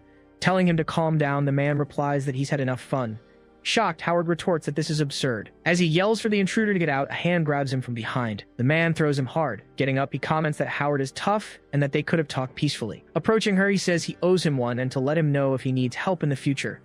Continuing, he promises to give him money when he gets rich and swears he hasn't touched a woman in 20 years. Holding the piece, he turns to Howard and states that, as men, they understand each other. Then, he throws the clothing in Howard's face. With his hand on his face, Howard calls him. Grabbing a stool, he tries to attack the intruder. The man, however, breaks the object with a single punch. Proclaiming it's a good deal, the intruder claims everyone would die for a favor from him. Sarcastically, Howard says he's the best, but reminds him the police can arrest him, making the man apprehensive. Howard accuses him of breaking into his house and trying to do something illegal. Grabbing him, the man comments that the situation seems strange. He asks if the girl isn't a woman, and Howard retorts, asking if she looks like one. Incredulous, the invader questions if people sleep together on the first day, and the young man demands an explanation. So he explains he was abroad for 20 years and doesn't know how dating works today. Doubting the excuse, Howard asks why he waited at the door instead of going home. Revealing the truth, the man says this was his apartment 20 years ago and he came back to get things he had hidden. Heading to a corner of the room, he states the items were hidden there. Showing a small box, he declares that no one found it in 20 years. Inside the box, he reveals jewelry, a watch, and pearls. Saying he risked his life for those items, he claims that back in the day, if they wanted his gold ring, they'd have to take it with their mouths. Howard states he doesn't care about his past and demands to know how he plans to compensate for having hurt his colleague. But the man insists it was all a misunderstanding. Introducing himself as Josh Tai, he guarantees he's not a bully, tells Howard to dress his colleague, and announces he's leaving. Even so, Howard says he should take him to the police, reminding him that soliciting services like that is a crime. Josh then threatens him, saying the girl could easily accuse him of being the real attacker. He then hands a small box to Howard, asking him to forget what happened. Howard refuses the bribe, but Josh explains the object has no material value. It's just an iron ring, though it's unique. He confesses that since the day he found it, he's dreamed repeatedly of the same woman. The woman in his dreams wore a red coat and held a golden scepter. Josh laments that she never accepted, questioning if she was a ghost haunting him. At that moment, Howard realizes the description exactly matches AI-63. As he leaves, Josh says Howard can do whatever he wants with the ring, or even sell it for a high price to the right kind of person. Still doubting, Howard asks if he really doesn't see that as a bribe. Without answering, Josh leaves and slams the door on his way out. With the box in his hands, Howard wonders if this is connected to the dream system and decides to open it. Inside the small box, a glistening ring appears. Suddenly, a signal is emitted from the ring's jewel. Soon, a projection rises from the object, leaving Howard surprised. The woman introduces herself as a developer of the dream system and explains she left a message to warn the participant. Directly, she informs him that he has fallen into a trap. Next, the developer explains that the system can erase the boundaries between social classes, laws, and moral standards.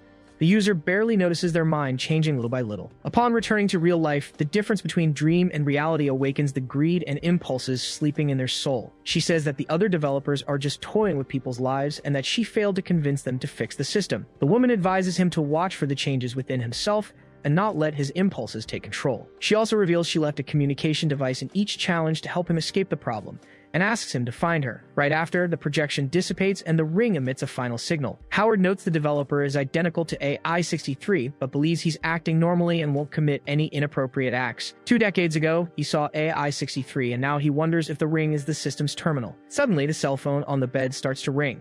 The alarm indicates 7 in the morning. Grabbing the phone, Howard is startled to realize the day has already begun.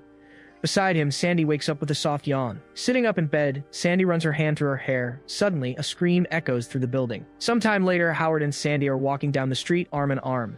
A vendor comments that he now understands why he refused his offer, and because they find the couple so adorable, breakfast will be on the house. With a shy smile, Sandy says she didn't know Howard was interested in her and apologizes for not noticing sooner. In silence, he wonders why this is happening to him.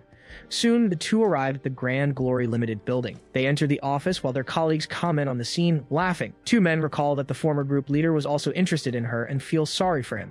From the other side of the room, the former leader watches the scene, irritated at the sight of Howard. At that moment, the elevator reaches the first floor. As they get out, Sandy invites him to the movies, suggesting they pick a romantic film. Howard realizes he'll need to borrow money from Donald to pay for the date. The speed of events leaves him speechless. Just then, Sabrina approaches down the hallway. The couple greets her with a good morning. She comments amused that the two seem to have advanced quite a bit in their relationship. Sandy apologizes if they caused any embarrassment. Sabrina stares at him, surprised at how quickly he acted. The atmosphere of the moment drags him into a vortex of confusion. Soon, Sandy comments that he seemed like a reserved gentleman, which is why she felt so comfortable with him last night. Quickly, Howard covers her mouth and says she doesn't need to go into detail. Sabrina clenches her fist, containing her expression. Turning to the side for a moment, she takes a deep breath. Finally, she faces the couple and says she's happy for them, but asks them to maintain discretion in the office so as not to affect the others. Slowly backing away, Sabrina leaves them alone in the hallway. With an annoyed expression, Sandy comments that Miss Luo is the worst, questioning her right to lecture them on relationships. Howard disagrees, saying she's right and they should focus on work. Immediately, Sandy lets go of his arm. Scolding him, she reminds him she's his girlfriend now and expected him to defend her. Continuing, she states that he must support her without hesitation and asks if he's ever thought about starting a family with her. He just repeats the word family, confused. Right after, Howard agrees that she's right and admits he should put their relationship above all else. Sandy hugs him and says she'll wait for him on the ground floor after work. As she embraces him, she stares at him up close without looking away. He holds her hand, returning the gesture. Once inside the elevator, she comments that she wishes he were a little more decisive. The day moves on in the office. Lawrence approaches Sabrina and notes that she's working too hard. He insists, saying he doesn't believe she's so busy she can't even eat lunch. Sabrina replies that she's not hungry as there's too much to do in the new department. But Lawrence counters, saying that since they've been friends for years, he knows when she's lying. He then suggests the real reason is anxiety. He slaps his hand on her desk, getting her attention. Then he asks if Howard is the cause of this restlessness. Sabrina stares at him in silence. Then she calmly says she doesn't know what he's talking about. At that moment, there's a knock on the door. Howard enters and informs Mr. Liu that he's organized the list. Lawrence asks him to come closer to show his work. The woman watches the interaction between the two attentively. After reviewing the papers, Lawrence praises the clear layout and concise content. Howard steps away from the desk, feeling Sabrina's gaze on him. Soon, Lawrence asks why he's looking down and what he's thinking about. The young man replies that everything is fine and he was just looking at the potted plant. The small plant in the pot catches his attention. His heart starts to beat hard. Curious, Howard asks aloud if that's a tomato plant. The atmosphere in the office becomes tense, and the three of them stare at each other. Sabrina comments that he seems to know a lot about tomatoes. He confirms, saying he knows them by heart. Suddenly, memories from a dream surface. The fight for one last tomato to survive. She then asks him if he's seen plants like that somewhere else. Howard just answers yes. He hesitates for a moment before continuing. A memory of Mr. Wang appears, talking about men who delude themselves with women out of their reach. Then, the image of AI-63 appears, declaring the game is over.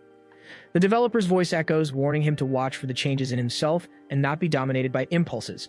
Soon, Sandy appears in his mind, reminding him she's his girlfriend now. Finally, the image of Sabrina in the snow envelops him as his heart races. He hesitates a moment before answering. Then he says he's seen tomato plants like that in his hometown. Lawrence comments that he expected a more shocking secret, but Howard replies that tomatoes don't hide secrets. Turning to Sabrina, the boss asks why she's growing them in the office. She lowers her gaze for a moment. A shadow covers part of her face. With a slight smile, Sabrina explains she must have planted the wrong seeds and promises to change the pot the next day. Lawrence asks if that's all, and Howard confirms it is. Later, the sound of a faucet echoes in the bathroom. Howard splashes water on his face, trying to compose himself. He feels relieved to realize the real Sabrina is different from the one in the dream, but wonders why he still can't get her out of his head. In her office, Sabrina works alone, focused at her desk. She breathes a sigh of relief for having maintained her composure and avoided embarrassment. Meanwhile, in the bathroom, Howard realizes the game's developer was right and that he had been caught in a trap without noticing. Looking at his own reflection, he wonders what kind of man he would have become if he had stayed in the game. He then remembers he's just an employee, and she's the president's daughter, concluding that nothing will ever happen between them. Back in her office, Sabrina thinks about how real the dream seemed in the 180 days they spent facing trials together. Holding the pot with the small plant, she decides it's time to leave the past behind. They both reach the same conclusion. The dream is over, and they are no longer connected to each other. The workday finally comes to an end at Grand Glory Limited. Howard asks Donald for help, who transfers $2,000 and comments that his expenses have increased since he got a girlfriend. Outside the building, Sandy is waiting for him. Howard decides to take her to dinner, wanting to cheer her up. Suddenly, the former group leader approaches to talk to her. He says he's worried Sandy might be getting scammed, but she replies that she doesn't need to hear it. Howard arrives and hugs her, asking what happened. He wants to know if the man tried to bother her, but she denies it. The ex-leader states that, unlike certain people, he's honest and just wanted to warn her to stay away from hypocrites. After saying what he wanted, he turns and walks away. Howard tells her to just ignore him, reminding her that he was always a nuisance in the advertising department. Holding her hand, Howard reminds her they were still going to the movies and shopping. Her hand slowly slips from his. The two remain side by side, watching the sunset paint the sky. Suddenly, Sandy announces she wants to break up. He continues to look at the horizon without turning to face her. She says they barely know each other and asks about his family's debt. Howard lowers his head, silent. With a faint smile, he replies that the amount is $200,000. The amount stuns her, too large for someone living just on their own salary. He then asks her to leave him out of it. Sandy confesses she doesn't come from a rich family and isn't as capable as he thinks. Howard admits he knows she was never really interested in him. She explains that she didn't like seeing Miss Luo attract all the good men, and that without realizing it, she ended up getting involved. Finally, she says she doesn't deserve him and asks him to forget last night. After speaking, Sandy walks away and leaves, leaving him alone in front of the building. Later, in a text exchange, Howard refuses Donald's offer of more money. Approaching Sion's desk, Mr. Liu starts a conversation. He informs her that the matter involves Chen Shu and continues speaking. He explains that he gave the young man a week's worth of work, noting it was all completed in a single day with excellent results. Admitting he misjudged her, he acknowledges she was merely testing Chen Shu's extraordinary talent. Listening in silence, Sion maintains a firm expression. Questioning the idea of a complicated relationship, she warns the manager not to act like he knows her, reminding him she has replaced secretaries for less. Appearing at the door, Sandy Dai informs manager Liu that his driver is waiting, and he confirms he's on his way. Watching the secretary, Zian thinks that woman has no good intentions. As he turns to leave, Mr. Liu reminds her of their agreement not to interfere in each other's personal matters. Elsewhere, Howard Chen scolds himself, regretting he let himself be swayed by the words he heard. He gets a call with an offer to make quick money and asks if it's for real. Introducing her friends, Sandy Dai explains they will help with the live stream, aiming to do something unprecedented. Howard Chen finds it strange and questions why they are dressed that way. Explaining that streams need visual effects to attract an audience, they hear him ask if he also needs to wear clothes like that. Confirming he must wear the prepared clothes, one of the women states that his job will be to shoot arrows. Announcing they've already reached 200,000 fans, Sandy Dai comments on that night's earnings. Hearing that the amount depends on his skills, Howard Chen agrees to do his best. Approaching the group, one of the women asks Zixin why she's using that person. Explaining that the club's style is to get the fans excited, Zixin listens as Sandy Dai suggests they try something different this time. Intervening firmly, another woman reminds them that the stream isn't just for them and that making money off of foolishness isn't fun. Proposing they go to extremes to gain popularity, she argues that Howard knows nothing and they have nothing to lose. Listening to the group's conversation, Howard Chen remains attentive. Approaching slowly, someone appears wearing a boot with spiky details. Looking forward, the three women keep their attention fixed. Putting on the new outfit, he comments that if his mother saw him, she certainly wouldn't approve. Commenting that the effect is incredible and will boost the audience, Zixin asks about the mask. Answering that he would be a little embarrassed, the other woman smiles. Explaining he just doesn't want to be recognized by people in his daily life, he adjusts the mask. Turning to Howard Chen, Sandy Dai informs him the game has changed and that she needs to add some parts for him to do later. Stating to everyone that the audience will have more fun with a performance than just watching him shoot arrows, the other woman reinforces that this is a job. Preparing for the stream, Sandy Dai and Howard Chen take a deep breath together. Reassuring the young man, she says she'll help him however she can, and that he just needs to act his part as much as possible. Agreeing, Howard Chen asks them to start. Starting the recording on a phone, someone raises their arm. Welcoming everyone, the two women announce they will show something new this time. Revealing that a challenge has been created, one of them lifts her chin. She gestures and explains that the challenge is to shoot an arrow right into the middle of the mat. Pointing to the target, the woman warns that if the arrow misses, an alarm will sound, ending the challenge. Suggesting they demonstrate the alarm system, she prepares the test. Shooting wide of the target, Zixin misses the shot on purpose and the alarm sounds instantly, showing what will happen. Announcing it's time to introduce the rookie challenger, the other woman gestures to the camera. Stepping into the scene, Howard Chen appears before the audience. Holding 10 arrows, he prepares for the challenge. Encouraging the audience, the hosts ask them to send gifts to support him during the stream. Celebrating the audience growth, Sandy Dai decides she needs to lower the difficulty level. Being stopped, the other woman grips her wrist firmly. Questioning what she intends to do in a studio that underestimates its audience, the woman applies more pressure. Replying that it might embarrass Howard Chen, Sandy Dai is asked if she wants the audience to drop because of it. Shouting that the paying viewers don't want a show without challenges, the woman loses her patience. Turning to Howard Chen, she tells him not to think he can earn money without effort. Warning that he should quit if he doesn't want to participate, she states he shouldn't have started in the first place. Launching an arrow toward the target, Howard Chen begins the test. Hitting the bullseye perfectly, he demonstrates his skill. Turning around, he asks who said he didn't want to do it. Staring at him firmly, the woman says she wants something different. Announcing the challenger had a great start, she declares she will increase the challenge's distance. Trying to intervene, Sandy Dai explains that the International Championship uses a distance of only 2 meters, but Yao Pang shouts that it's her show. Pointing at Howard Chen, Yao Pang asserts that he did it on his own. Firing 3 arrows at once, he hits them all in the center of the target. Observing the result, Yao Pang declares that he is incredible.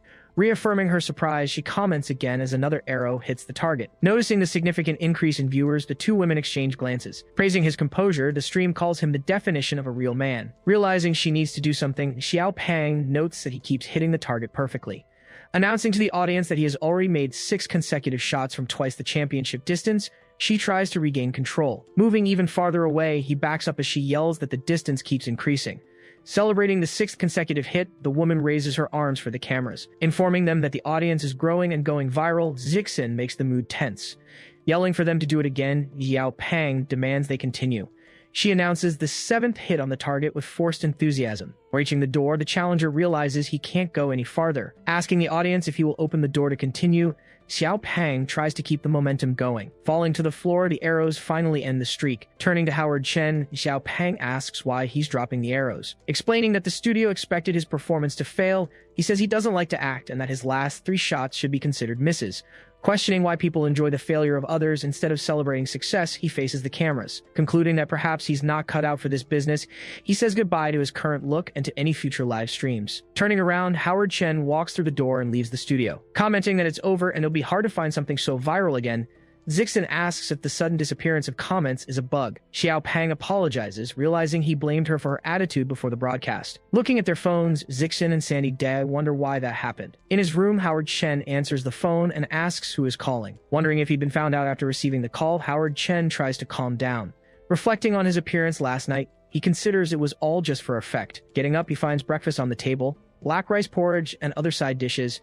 Explaining that it's his favorite dish and that more food is coming, the older man adjusts the tray. Commenting that, at this rate, he'll earn the nickname Black Food Bro, Howard laughs at the unappealing dishes. Surprised by the reaction, the man hears the young man say they don't need to open a restaurant so soon, since the plan was for 2 days from now. Clarifying that he's still thinking about it, Howard asks the man to stay at his place for now. He emphasizes that he can eat and sleep there, stating it's better than wandering around. Later, approaching the company building, Howard Chen takes a deep breath. Surprised at the entrance, he finds the 3 women from the live stream greeting him. Asking to talk for a moment, they insist, but he refuses, saying he has work and says goodbye. Running away, he thinks he should have stayed home if he'd known they would be there. In the office, a colleague urgently calls him, informing him that Mr. Liu wants to see him immediately. Showing his phone, he explains that Shishiro has gone viral and that President Liu is very interested in him. Displaying images from the previous night's stream, the device reveals the whole situation. Realizing his appearance instantly became famous on Keelang's website, Howard Chen turns pale. The colleague explains that the site got famous because of the 7 hits, seeing the young man's despair. Entering Director Liu's office, Howard asks if the man was looking for him and has his path blocked. Questioning him about the stream, Mr. Liu wants to know why he didn't see him on camera with Dai Zixin. The director approaches while praising Keelang's site, making Howard back away. He demands the contact number for that person for a collaboration, pressing further but gets a firm response. Denying he has the contact and stating he finds that appearance unpleasant, Howard tries to end the subject. Replying that he doesn't seem to have good taste, Mr. Liu comments that Keelang has become an idol to the public. He describes the image of a cold, solitary figure, speaking of a firm stance, and the words about the last 3 throws that left everyone trembling. Insisting he get the contact number, the director claims that's how the world works, but Howard says he's not responsible for it. Offering him a promotion to assistant, Mr. Liu promises a salary increase and benefits. Promising to find the person, Howard thinks that being Keelang was great since he only had to show up without revealing his face. Sitting elsewhere, Zixin says that Chen Shu finally dislikes them, and that it's better if they don't do that for now. Arriving with Howard, Sandy Dai announces that he has something to say. Rushing towards them, Xiao Pang loses control.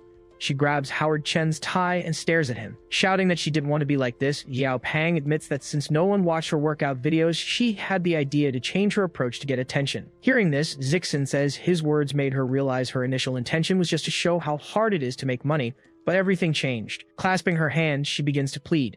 On her knees, Xiao Pang promises not to do it anymore to avoid further embarrassment, but asks for help to make money. Shaking her hand, Howard Chen accepts the request. Agreeing to do it, he leaves the 3 women satisfied. A month later, a notice on the screen announces that the Dream Games will open tomorrow. Questioning the early opening, Howard Chen admits he no longer feels drawn to it. Getting ready, he dresses as Keelang again. Acclaimed by a crowd on stage, Keelang declares that living in the real world isn't all that interesting. Greeting the fans on stage, Keelang asks who hasn't eaten yet, prompting a man in the audience to raise his hand. Holding a small cake, Sandy Dai asks what they will give him. Offering to handle it, she says she'll buy a cake for the fan. The audience immediately explodes with enthusiasm. Flying straight ahead, the cake hits the man in the face. Approaching, Keelang asks if he accepts the gift and if it's good. With his face still covered in cake, the fan stands motionless while another man beside him watches. Shouting in support, the man with the dirty face and the rest of the crowd begin to cheer for Keelang. In the audience, Zion comments that this is strange and she doesn't understand what's so great about it. Sitting next to her, Mr. Liu explains that all this passion is a way to make money. Announcing the next part, Xiao Pang states that the event will also toss a red scarf to make someone Keelang's honored partner. Leaping from his seat, Mr. Liu shouts to be chosen, but Zion pulls him back, telling him not to overdo it. Flying through the air, the red scarf lands on her head. Seeing Jiayun covered by the scarf, the men around her stop, and someone asks who wants it. A widespread scramble begins as the men try to grab the scarf from her. Celebrating his victory, Mr. Liu holds up the scarf, while Jiayun insists she doesn't like Keelang. Backstage, Mr. Liu comments that Chen Shu went to the bathroom and still hasn't returned, but Keelang says he has already been instructed on what to do. Holding the scarf, Mr. Liu claims the object hit him on the head, and Keelang asks if that's true. Explaining his position, Keelang says he doesn't plan to sign a contract, but he is open to evaluating proposals for the use of his image. Watching silently, Xian notices her boss's confused expression. Reflecting on the situation, Howard Chen thinks that Mr. Liu doesn't seem like a kind-hearted person. Another man approaches, suggesting that since he's famous, Qi Lang should choose the Jian Feng group. But rejecting the offer, Qi Lang listens as the man claims he doesn't seem to know the group yet. Asking how much Mr. Liu offered, he promises to multiply the proposal by 5. Observing the scene, Xian thinks about the Jian Feng group's strategy of making high bids to secure larger profits. Clarifying his stance, Qi Lang tells Chief Zhu that his refusal isn't about money, leaving the man confused. He states bluntly that it's because he doesn't like him. Left speechless, the man stands frozen, while Mr. Liu and Xian try not to laugh. As Qi Lang leaves, he hears Chief Zhu shout that he will regret it, and Mr. Liu comments that the artist is quite interesting. Agreeing silently, Xian admits that her impression of him seems to have changed. The older man asks Howard Chen if he really has the money to start the business. Sitting on the sofa, he hears that he needs to pay 3 months' rent as soon as he gets the money, but Howard reassures him. Showing a card, Howard states that it should be enough. Explaining the origin of the money, he says his family started saving money on that card since he was 1 year old. Despite hardships, his parents insisted on saving for him until he turned 18. Remembering the scene, he recalls his father handing him the card and telling him to find his own way in life. Stating that the money means a lot to him, he guarantees that his decision to open a restaurant has not changed. Asking about the situation, he wants to know if the man is ready. Responding firmly, he says he can't do it, leaving Howard surprised. Regretfully, he explains that it's too late as he has already found a new job. Far away, Chief Zhu discovers from a photo that Qi Lang is actually Chen Shu. Demanding immediate action, he orders Mao to call one of his contacts. One of the men casually comments that he recently gave him an advance to handle a sensitive matter. Observing the image of Chen Shu and Sandy Dai, Chief Zhu analyzes it in silence. Declaring his conclusion, he states that this is what happens when they try to cross him. As he sinks into the water, Howard's consciousness fades away among the bubbles. Drifting toward the bottom, weakened, Howard Chen wonders if this is the end. Rewinding 15 hours before the incident, the scene focuses on Howard Chen. Suddenly, an elderly woman appears at the door. From the car, a voice calls out to him, asking what he's waiting for. Getting into the vehicle, he apologizes and explains that an old woman knocked on his door looking for someone. Mr. Liu asks if he knew the person the woman was looking for. Calmly, Howard Chen explains it was a friend from the boarding house who had moved out the previous night. Mr. Liu suggests he move closer to the company, but Howard says he'll think about it. Mr. Liu thanks him for promising a meeting. He adds that while production wasn't as expected, he was happy to see Mr. Zhao Hao's reaction. He introduces his team, his driver and secretary, whom Howard Chen will be seeing frequently. The two in the front seat greet him immediately. Returning the gesture, Howard Chen asks for everyone's cooperation in the future. Mr. Liu warns him that he'll often face tough and shrewd clients. He explains that success will come once he earns their trust. Holding a cat, a woman asks if there are any complaints. The other women in the room remain silent. Mr. Liu and Howard Chen arrive, and Mr. Liu apologizes for the delay. Sandy Dai turns at once, calling Howard Chen's name. Another woman challenges them, asking Mr. Liu why Howard Chen is in the room. He explains that he forgot to mention Howard would be his new assistant and prepares for the introduction. Making a formal introduction, Mr. Liu introduces him to Jiangxia, the CEO of the Fangdong Group. Howard Chen extends his hand to greet Ms. Jiangxia. Frozen, he watches the scene, unsure how to react. Asking the cat if it's hungry, Jiangxia completely ignores the two men. She ends the conversation saying they should stop talking business during their break. Walking away calmly, she states she can't wait to get into the hot spring, leaving Howard Chen confused. Mr. Liu tells him to relax, explaining that's just how she is. He lays out the situation. The Fangdong Group has China's largest e-commerce platform, but artificially inflating their market price would destroy them. He adds that Xi'an is betting headquarters can pull it off, which is why they're short on time. He states the risk clearly. If the company's profitability doesn't meet this week's target, he's afraid they'll never see her again. The word bet catches his attention, making Howard Chen think. In her room, Sabrina Luo says she did it to break free from the ties that forced the little girl to walk the red tightrope, but that she can't choose. A man passing by the office makes a casual remark. Silently, Howard Chen wonders if this is the bet Sabrina Luo is making for her position and what the red thread signifies. Mr. Liu tells Sabrina Luo they need to speak with Ms. Jiangxia again, but she asks what else there is to discuss. Jiangxia says she has a request that she hopes will solve the problem. Explaining that only her group can promote products quickly across the country, Mr. Liu reminds them that there are only 3 days left for the bet. Dismissing her assistant, Sabrina Luo tells them they can go back to their room. Approaching the group, a man appears before them. Commenting that the farewell party seems festive, he assures them he will take Ms. Luo safely to Dufeng. Howard Chen watches the scene, studying the visitor. Mr. Liu demands to know why the deadline was moved up by 3 days. The man reveals that Sabrina Luo's father never informed them. He reveals that she is to meet Chief Dufeng tomorrow to discuss marriage and a partnership, making the atmosphere tense. Sabrina Luo decides to postpone the discussion until the next day, using the team's vacation as an excuse. Howard Chen struggles to understand the logic, wondering how a marriage could be part of a deal. Accusing him of lying, Mr. Liu states that everyone knew the Laoshi Group's finances were in jeopardy. Concluding that the parent company faces an even more serious problem, Howard Chen decides to analyze the data he has. Betting on the power of intelligence to prove her worth to her father, Sabrina Luo risks it all. If she fails this bet, she'll have to marry Dufeng to save the company. Howard Chen questions this since she's never even met the man. In disbelief, Mr. Liu says he's going to call and confirm. Sabrina Luo stops him, saying it's useless. Her father has always been like this, and she already knew. Repeating to herself that he was always this way, she tries to process the moment. A memory surfaces, a little girl behind bars. This has become her reason for living. The scene shows a masked man, free to control his own destiny, revealing the power behind the figure. Sitting outside the place where the girl is contained, the man with his second mask on the back of his neck watches in silence. Mr. Liu tells Howard Chen to go back to his room and wait, explaining that Sabrina needs some rest. The other man laughs scornfully as they walk away. He says that now she's forced to marry Mr. Dufeng, and that it's about time she helped out the old man. Turning to Howard, he comments that a woman like her really deserves this kind of treatment. The man advises him to worry about himself and deal with his own mess. Howard Chen gets a call. He answers, asking what happened. The caller informs him that they were confronted by a powerful group and have been labeled an adversary organization. A woman in an office warns not to involve the authorities, saying it could jeopardize the caller's career. Howard ends the call with a thank you. He's told that he will meet Zixin to discuss precautions. As the man points at him, he feels the tension rise. Calling him T Lang, the man says that was just an appetizer. The man turns and warns him of the consequences of confronting him. Sitting alone by the pool, Howard Chen tries to figure out what to do. He reflects that Mr. Zhao now knows he is Qi Lang and wonders what kind of revenge he'll seek. With no instructions from the studio, he realizes that both CEO Liu and director Luo are dealing with their own problems. Memories of Sabrina Luo and Mr. Zhao flood his mind, filling him with unease. Concluding he can't count on Chief Liu, Howard decides his only help will come from CEO Jiang Xie. Turning, he sees a hooded figure approaching. He asks Linkle why he's there, trying to understand this new threat. The man makes his purpose clear. He was paid to neutralize a specific target. The man prepares for a fight.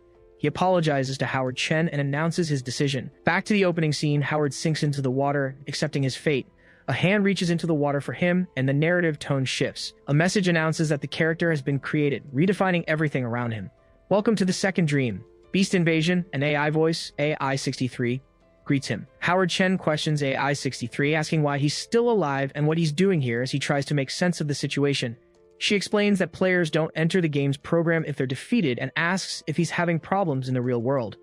As a recent memory surfaces, Howard relives the event. A hooded man tells him he'll be spared this time, but that he needs to go to the hospital to recover. Lying on the ground, Howard is warned that if he doesn't leave the city, his colleagues, friends, and family will be in danger.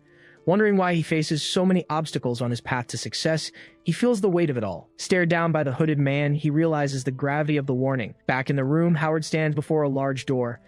Stating there's no going back, he says he'll get in some practice while he rests. AI-63 warns that Beast Attack is extremely difficult and he'll be defeated without the provided items.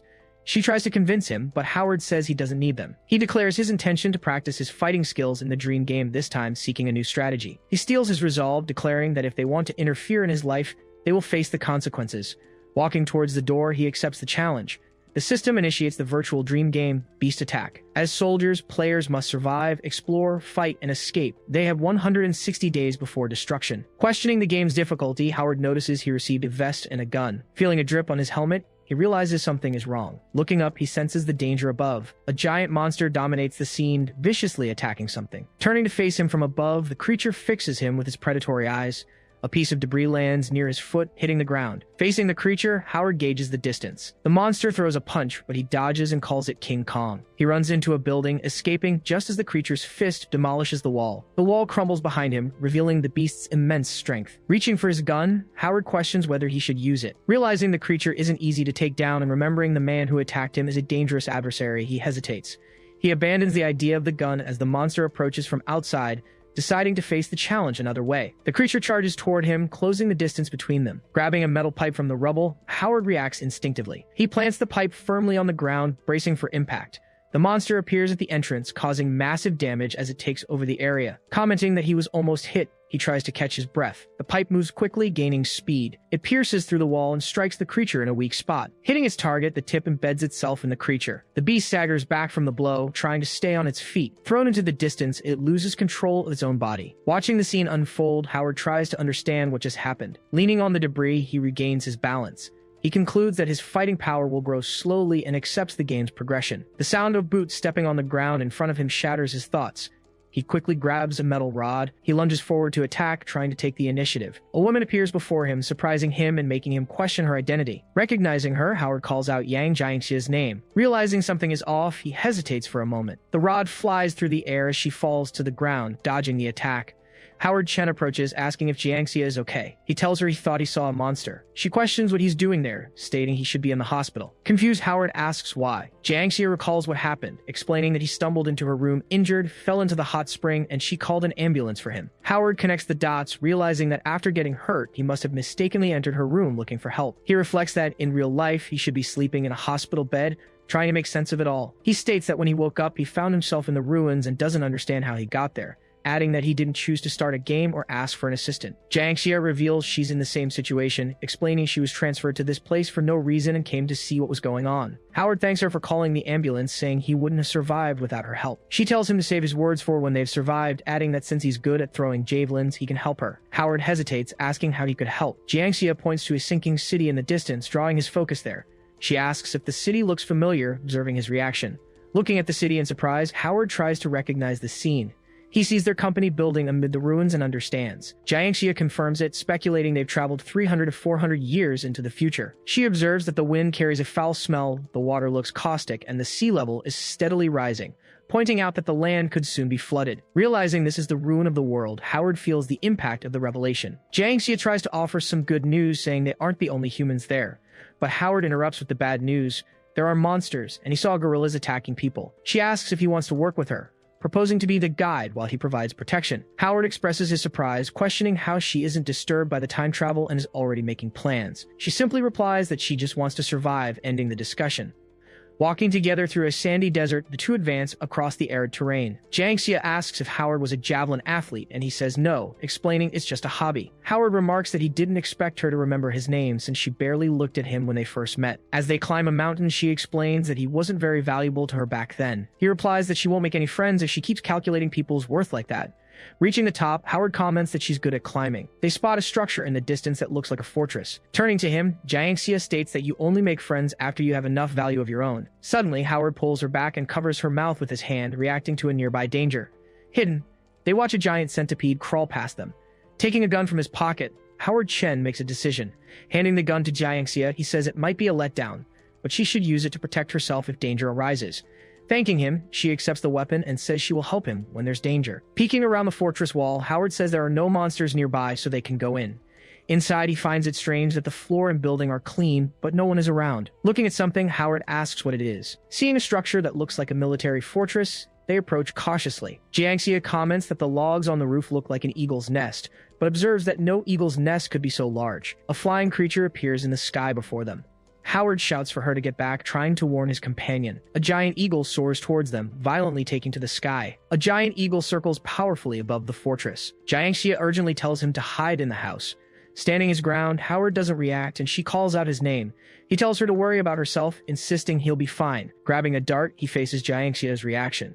She calls him crazy, insisting the eagle is huge and the darts won't stop it. Declaring this is exactly what he wants, he stays focused.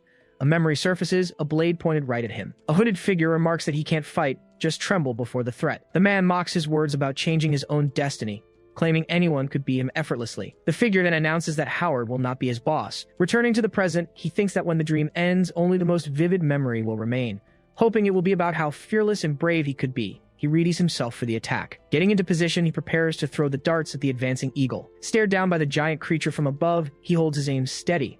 He hurls multiple darts, sending them flying toward the bird.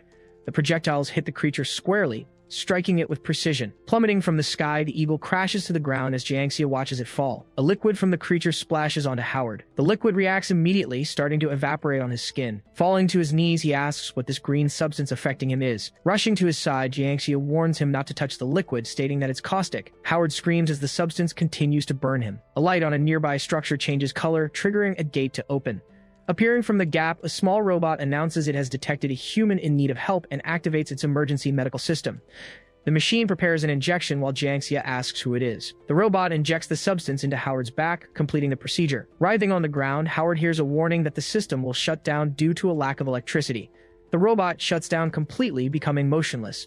Howard collapses as Jiangxia calls his name. Inside a room, Jiangxia stays by the unconscious Howard and the inactive machine. Turning to her companion, she comments that he's as good as new. Waking up confused, Howard asks where he is and notices his hair feels strange. Jiangxia attributes it to a side effect of the injection.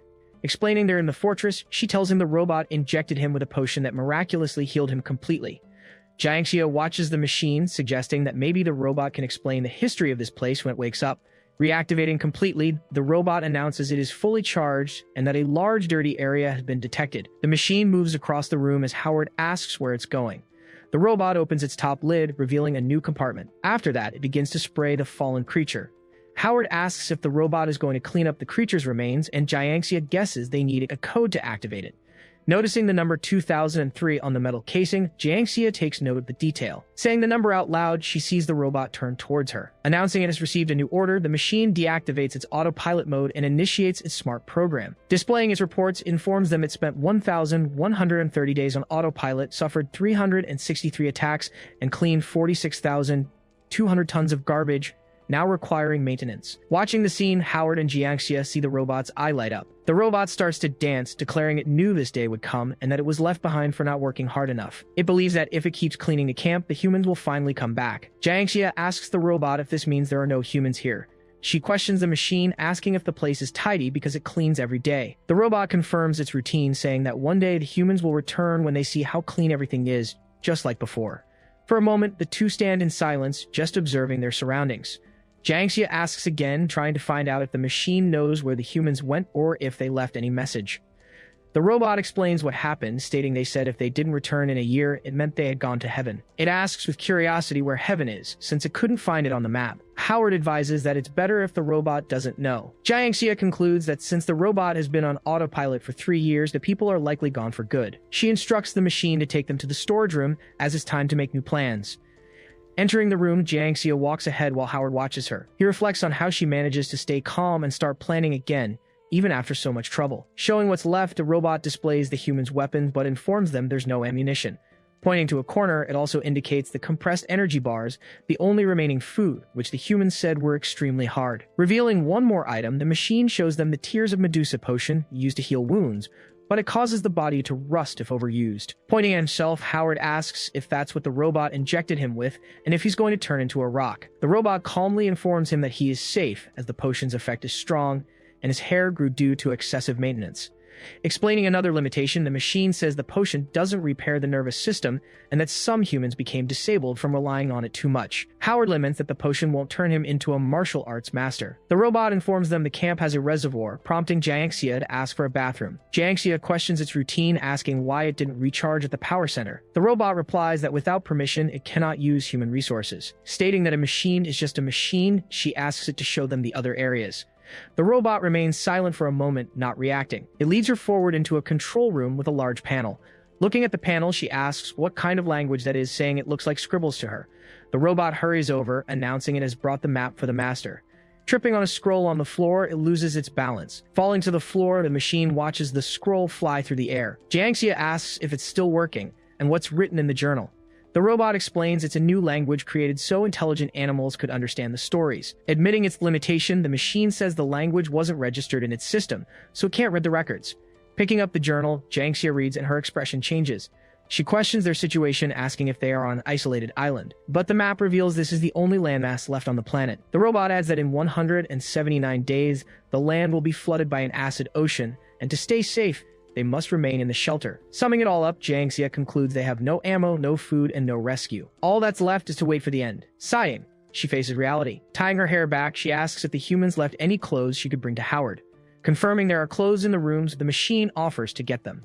Jiangxia questions it one more time, asking the robot if it knows why the humans abandoned it. It asks hesitantly if it was because it didn't work hard enough. Standing over the fallen robot, she looks down at it. Coldly, Jiangxia explains it was because it failed to show how valuable it was, and she declares that she doesn't want to end up like it. The robot heads down the corridor alone. Howard finds the machine on the bathroom floor and asks what happened. It begs not to be left behind. Trying to clean the floor, the robot insists it can still work and clean. It tells the truth, stating that it wants to stay with the humans. Showing an image on its screen, it recalls how much it misses the time spent with people. Revealing other memories, it displays happy moments with children and nature on its viewer. On its screen, the machine relives a memory of two children cheering for it as it repeated its cleaning command. Failing slowly, its vision begins to distort, showing blurred images of the fortress. Wiping itself with a cloth, it pleads that it can still work. Affirming its hope, it says it doesn't know what heaven is like, but it will try to make this place cleaner than heaven itself. Adjusting one of the robot's parts, Howard examines the condition of the metal. Noting the wear, he asks how the robots were repaired, and the machine replies that there were human engineers in the maintenance room. Realizing there are no engineers, he decides to try anyway and approaches the door. As he enters the room, Jiangxia appears before him, and Howard asks why she came in. Telling him not to be shy, she says the world is about to be destroyed and hands him some new clothes she prepared. Thanking her, he asks her to put the clothes on the table. Stressing the gravity of the situation, Jiangxia says they are in very bad shape, but she assures him they still have a chance to survive. Questioning the past, she asks why humans would leave a shelter with food and a roof over their heads, even at the risk of being killed. Answering honestly, Howard says that Robot 2003 told him they were looking for some place. Pondering this, she says the world will soon collapse, and wherever they were going, they couldn't stop it unless there was something more. Listening intently, he hangs on her every word. Unless the place they were looking for could protect them from the immense destruction that was coming. Agreeing with this idea, Jiangxia states that only such a place would be worth the effort, even if it meant dying on the way. Stating that there must be useful information in the records, she says she needs time to decipher the codes, leaving Howard surprised by her determination. Looking at the map, Jiangxia comments that the sea level is rising and that the monsters will continue to gather, putting them in danger. Expressing her hope, she says they can continue working as a team until they get help. Proposing her strategy, Jiangxia says she'll research how to escape while Howard keeps them safe, surprising him with her attitude. Agreeing, he remembers that she saved his life.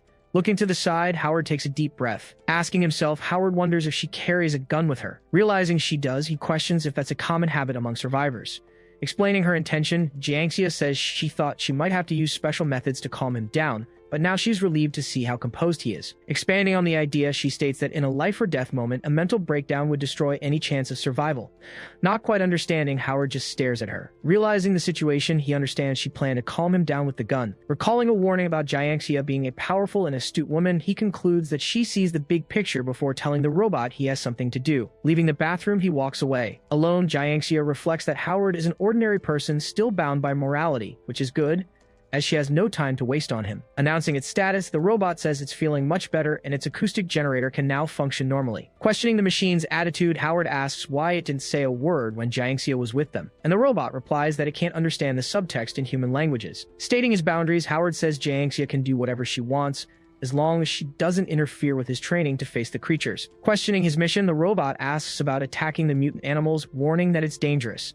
Saying he has no other choice, Howard explains that in another world, he also lived through a time of destruction. Continuing the memory, he recounts how the mutant animals there nearly took his life. Remembering the past, Howard thinks about how the conflict wouldn't stop unless the waves of destruction disappeared. Venting, he says he traded everything he had for an achievement that was effortlessly destroyed by someone else.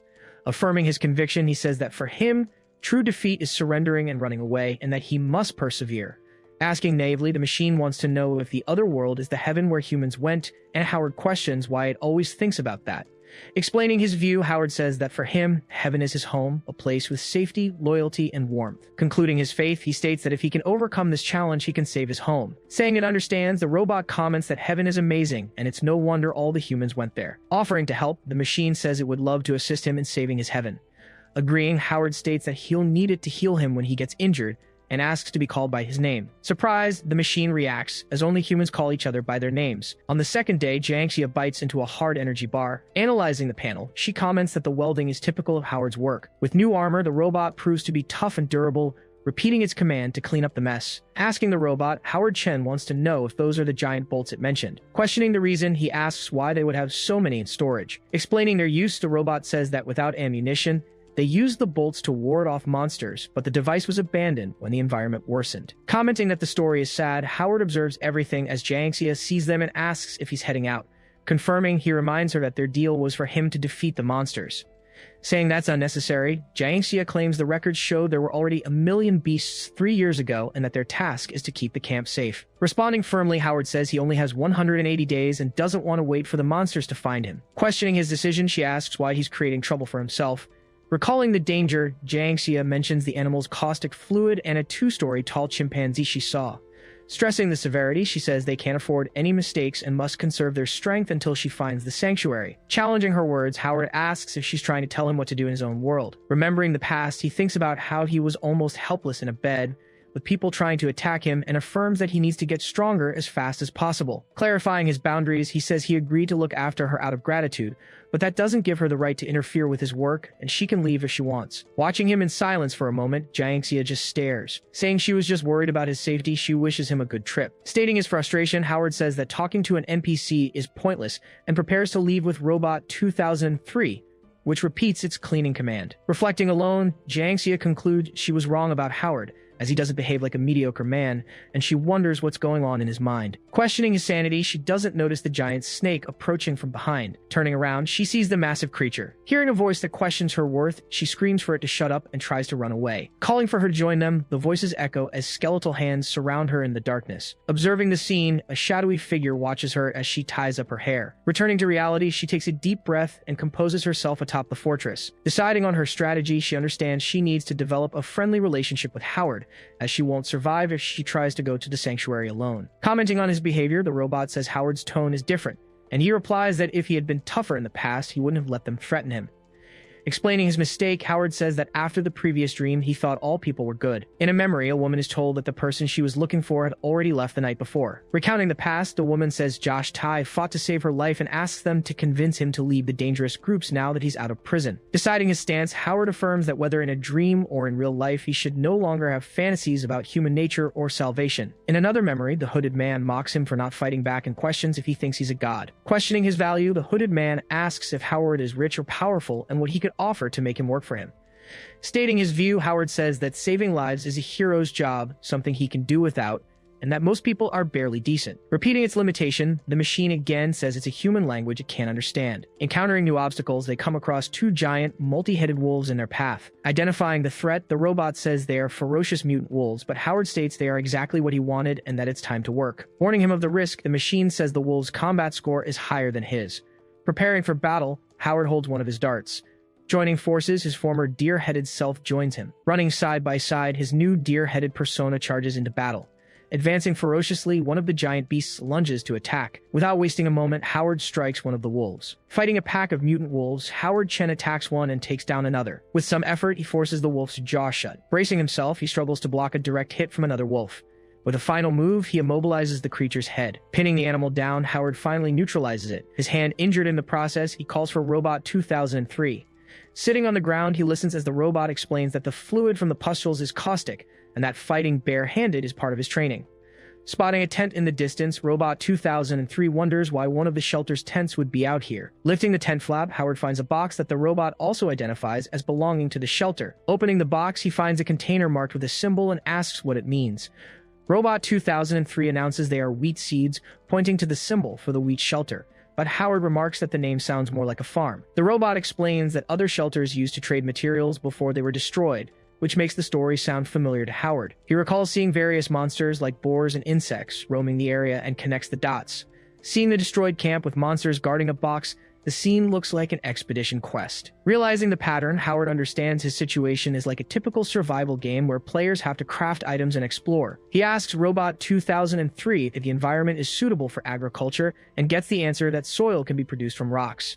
The robot also explains it can use animal waste and monster ashes to create fertilizer. Suggesting they use the body of a giant bird from the shelter to start planting at night, Howard tries to get a head start. Robot 2003 says it would love to farm, but points out that the ocean of corrosion will affect the plants. Comforting the robot, Howard says their work will be useful when the humans return, leaving the robot surprised. Elsewhere, AI-63 reveals that the game's main challenge is to measure how much the future of humanity can improve with the player's help. Back in the desert, Robot 2003 mentions that humans will be considered in the final evaluation, and Howard decides to prepare for his 180-day stay. Agreeing with the idea, the robot states that if the shelter returns to how it was, the humans will come back. Recalling the past, it describes the shelter as a peaceful place, something humans wouldn't just abandon. Staring at his companion, Howard simply asks if this place was once a home. Looking out at the desert together, they repeat the word home. At dusk, Howard charges a giant spider and strikes it. Falling to the ground, he quickly grabs a rock to continue the attack. He relentlessly strikes the creature with the rock until a screen displays the number 70. Receiving a notification that his combat score has dropped, he listens as the robot explains it's calculated based on the monster's strength and the combat status. Displaying a new score, Robot 2003 notes that Howard was at 90 points in his prime, but has now dropped to 70. Carrying a sack, Howard questions what this means, since he's never lost a battle. The robot replies that his will to fight is fading. According to the robot, he's just using his body to vent his anger. Asking for some privacy, Howard reflects on how dream training can prepare him for real-life enemies and pressures. Concluding his reflection, he realizes that in desperate times, people do things to pretend they're saving themselves, even knowing it might not work. Questioning the need to return to the other world, Robot 2003 provokes him, but Howard asserts that a place without his family can't be called home. Commenting on the future, he tells the robot that rebuilding the shelter is a good idea to keep hope alive for the return of its former inhabitants. Returning inside the base, Jiangxia congratulates him on the good harvest, and he asks where the giant bird's body is. Explaining the situation, she says monster flesh contains too many chemicals, and that she cleaned up the body to avoid attracting other creatures. Deciding on the next step, Howard states that the next day he will defeat some monsters to use as fertilizer. Trying to bite into some food he can't chew and wonders if his muscles have been affected by the erosion. Watching him from behind, Jiangxia sees him suggest that maybe he can eat it if he soaks the food in water. Averting her gaze, she stares at the seed containers he had collected. Noticing there's only one potion left, Howard asks if they can find more elsewhere. Robot 2003 suggests exploring a safer shelter, getting support from Jiangxia, who agrees he needs to prepare for a supply run. Later, his name echoes in her voice as she stares at a bowl of noodles. Explaining she cooked with the grains he brought back since he seemed to be having trouble chewing, Jiangxia tells him to eat while it's hot. Turning to her, Howard asks if she used all the seeds he found. Replying calmly, Jiangxia says she didn't use all of them, as she ground some up and saved them as powder. Sitting in silence next to Robot 2003, Howard avoids dragging out the conversation. Questioning if he really planned to plant the seeds,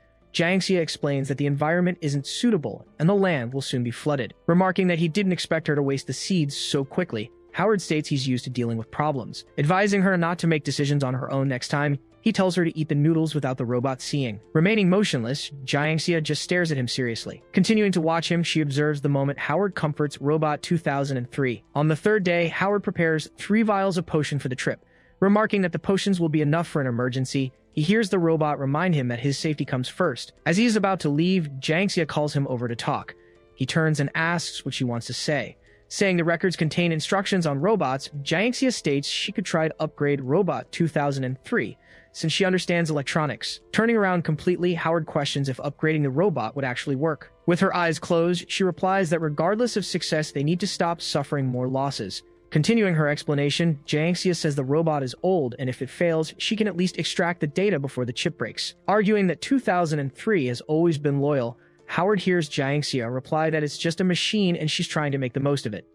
With a firm tone, she asks if Howard truly sees it as a friend. Replying that he hates her sarcastic tone, Howard questions if showing sympathy makes him less of a man. Adding that he's even considered befriending a tiger, he hears Jiangxia state that a real machine only focuses on the result. Walking away, he says they have different opinions and should talk less to avoid arguments. Watching him leave, Jiangxia thinks his downfall is near and that he's irrational for not focusing on survival. Grabbed by shadowy hands, she realizes the episodes are becoming more frequent. Outside, Howard and Robot 2003 spot birds of prey, and he wonders why they haven't been attacked yet.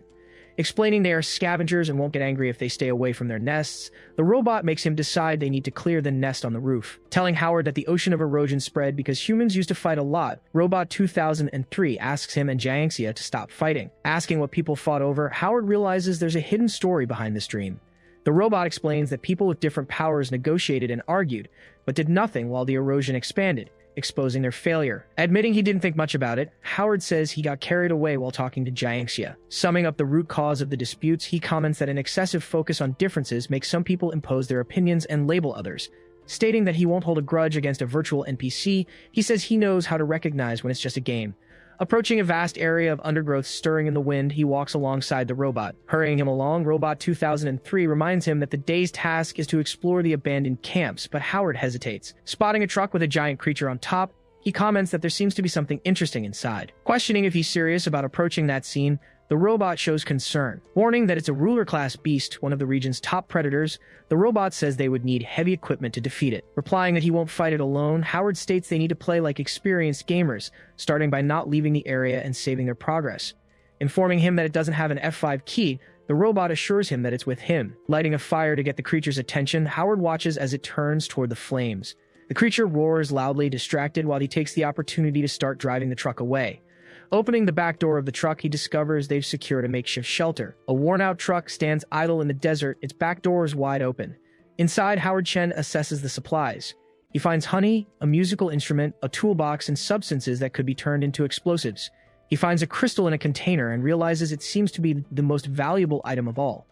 Seeing a symbol on a device, he understands the eggs can be thawed and hatched, so he decides to take the important items. The crystal's container is too heavy, so he opens it to take just the gem, thinking Robot 2003 might get tired. But as he touches the gem, it reacts to the sand on his fingers.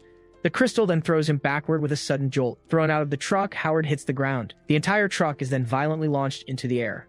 The robot warns him to be careful, just as the giant creature hears the noise. Grabbing a cloth, Howard runs away from the monster. Hiding in a crevice, he stays out of reach of the creature's tongue. Plummeting from the sky, the truck crashes into the mountain.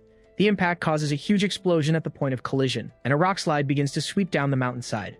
Amidst the flow of debris, Howard slides down the slope as the creature stumbles. The monster struggles to climb the cliff face to escape while the young man continues to fall. Clinging to a crack in the rock, Howard states he would have been defeated if he'd fallen into the ocean of erosion. Looking aside with a determined expression, he regains his focus. Watching the creature, which has also clung to the slope, he wonders what it will do. Seeing the sacs on the monster's body begin to swell, he prepares to react. Then the creature shoots a jet of a substance from the sacs on its shoulders. As Robot 2003 yells for Howard to hold on, a cloud rushes toward him. Shielding himself with an object, he endures the impact of the attack and the falling debris. Howard then injects the contents of the vials into his leg. A large plume of smoke rises from the cliff, and the creature watches the result. After that, the creature simply turns and leaves. On the fourth day, Robot 2003 watches over a campfire inside a cave. The young man finally gets up, and the small robot announces that he's awake. Remarking that Howard survived the collapse and that it has never seen a human with such willpower, the robot shows its admiration. Downplaying the event, Howard claims to be an experienced player in risky situations, but admits that being hit by the substance was the worst experience ever.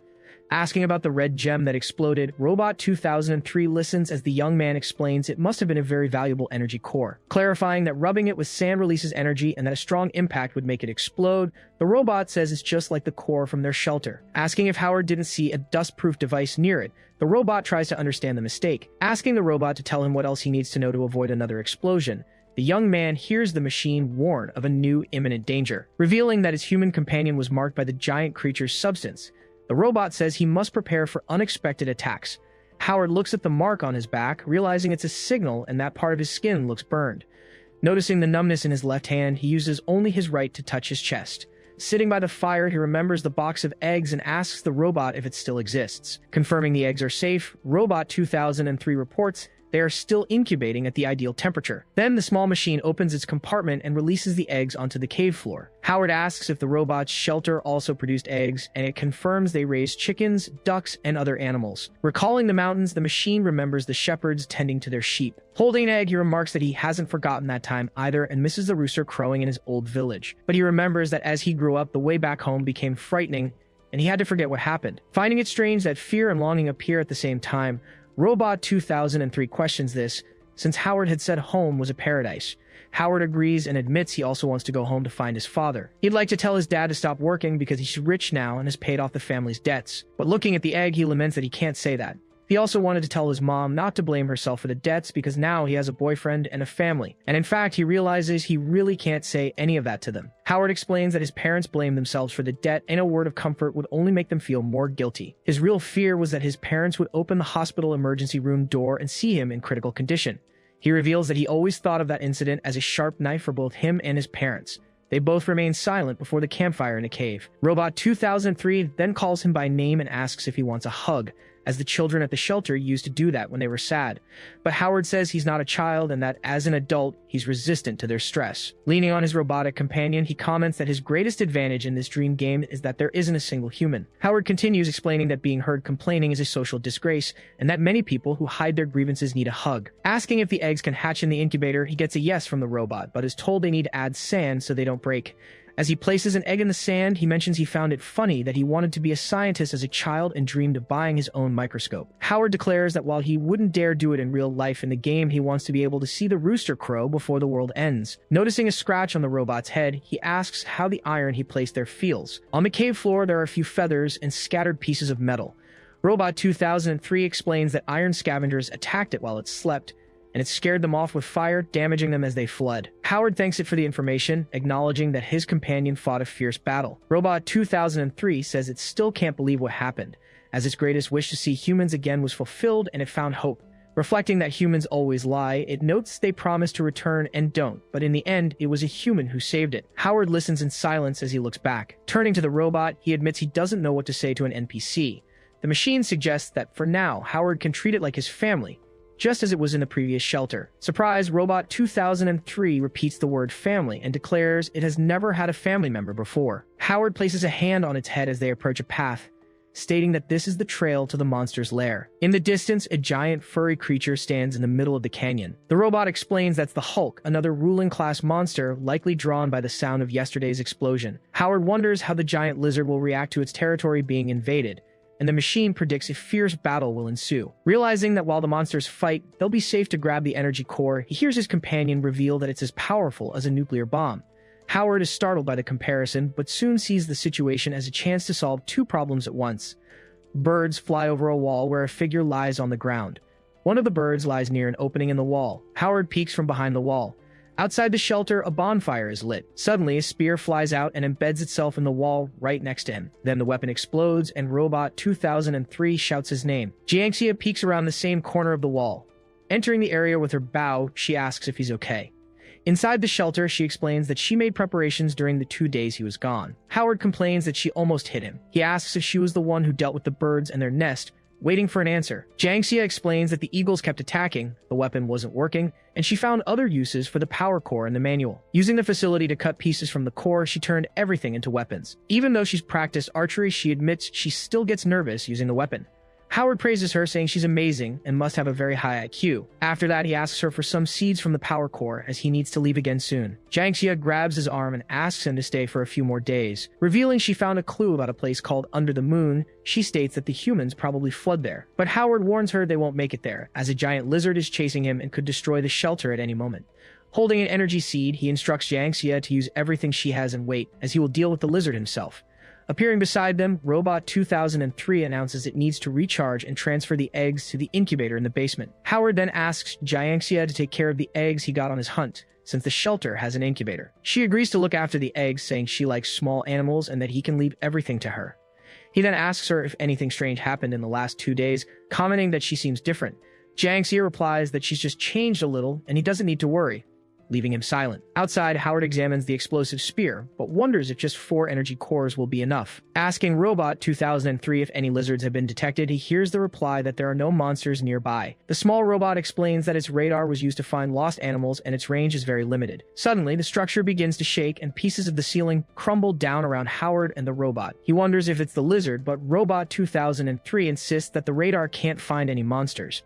Jiangxia appears and tells them not to panic, revealing the problem is a leak in the power room. Robot 2003 assures them it's just a temporary power outage and it will fix it as soon as possible, but it's worried about the eggs. Howard warns that the eggs in the incubator could spoil if the temperature isn't corrected in time. Finding the entrance blocked by a large rock, they decide to move it to get through. Inside the incubator, the indicator lights on the eggs begin to fail. Jiangxia appears, announcing the power system is fixed, and immediately asks about the eggs. Howard informs her that only one will be able to hatch, as the others didn't make it. Robot 2003 looks at the incubator, where only one egg has survived.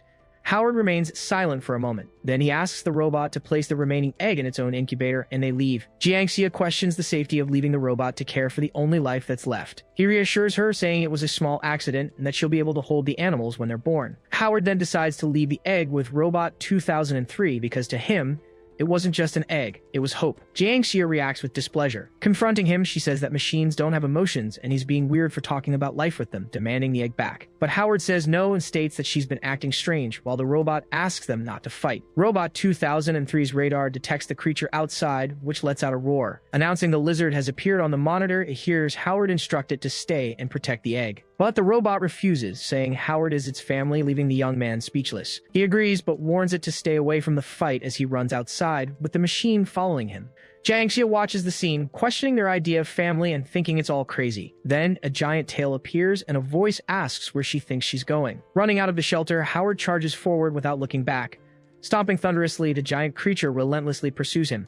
Warning Robot 2003, he says they need to lure the monster into the mountains to keep it from destroying the shelter. Climbing the canyon wall, the giant lizard scrambles up after them. Realizing the situation, he understands the monster won't come down, as the area is too narrow to fight in. So he decides it's time to use the explosive he's carrying. Throwing the object, he hurls it against the canyon wall. Exploding far from the target, the charge detonates, but Howard assures the robot he did it on purpose. Calmly explaining, he says the distraction was to buy time for the other monster's movement and asks how far away it is. Reporting the data, Robot 2003 states that it has increased its speed. Roaring loudly, the lizard realizes the other one is moving at high speed and could approach at any moment. His robotic companion warns that the battlefield is near and asks what their plan is. Continuing the run, Howard states they're going to make some noise. Echoing across the field, a large explosion erupts. Observing the distant smoke, the lizard analyzes everything from the top of the cliff.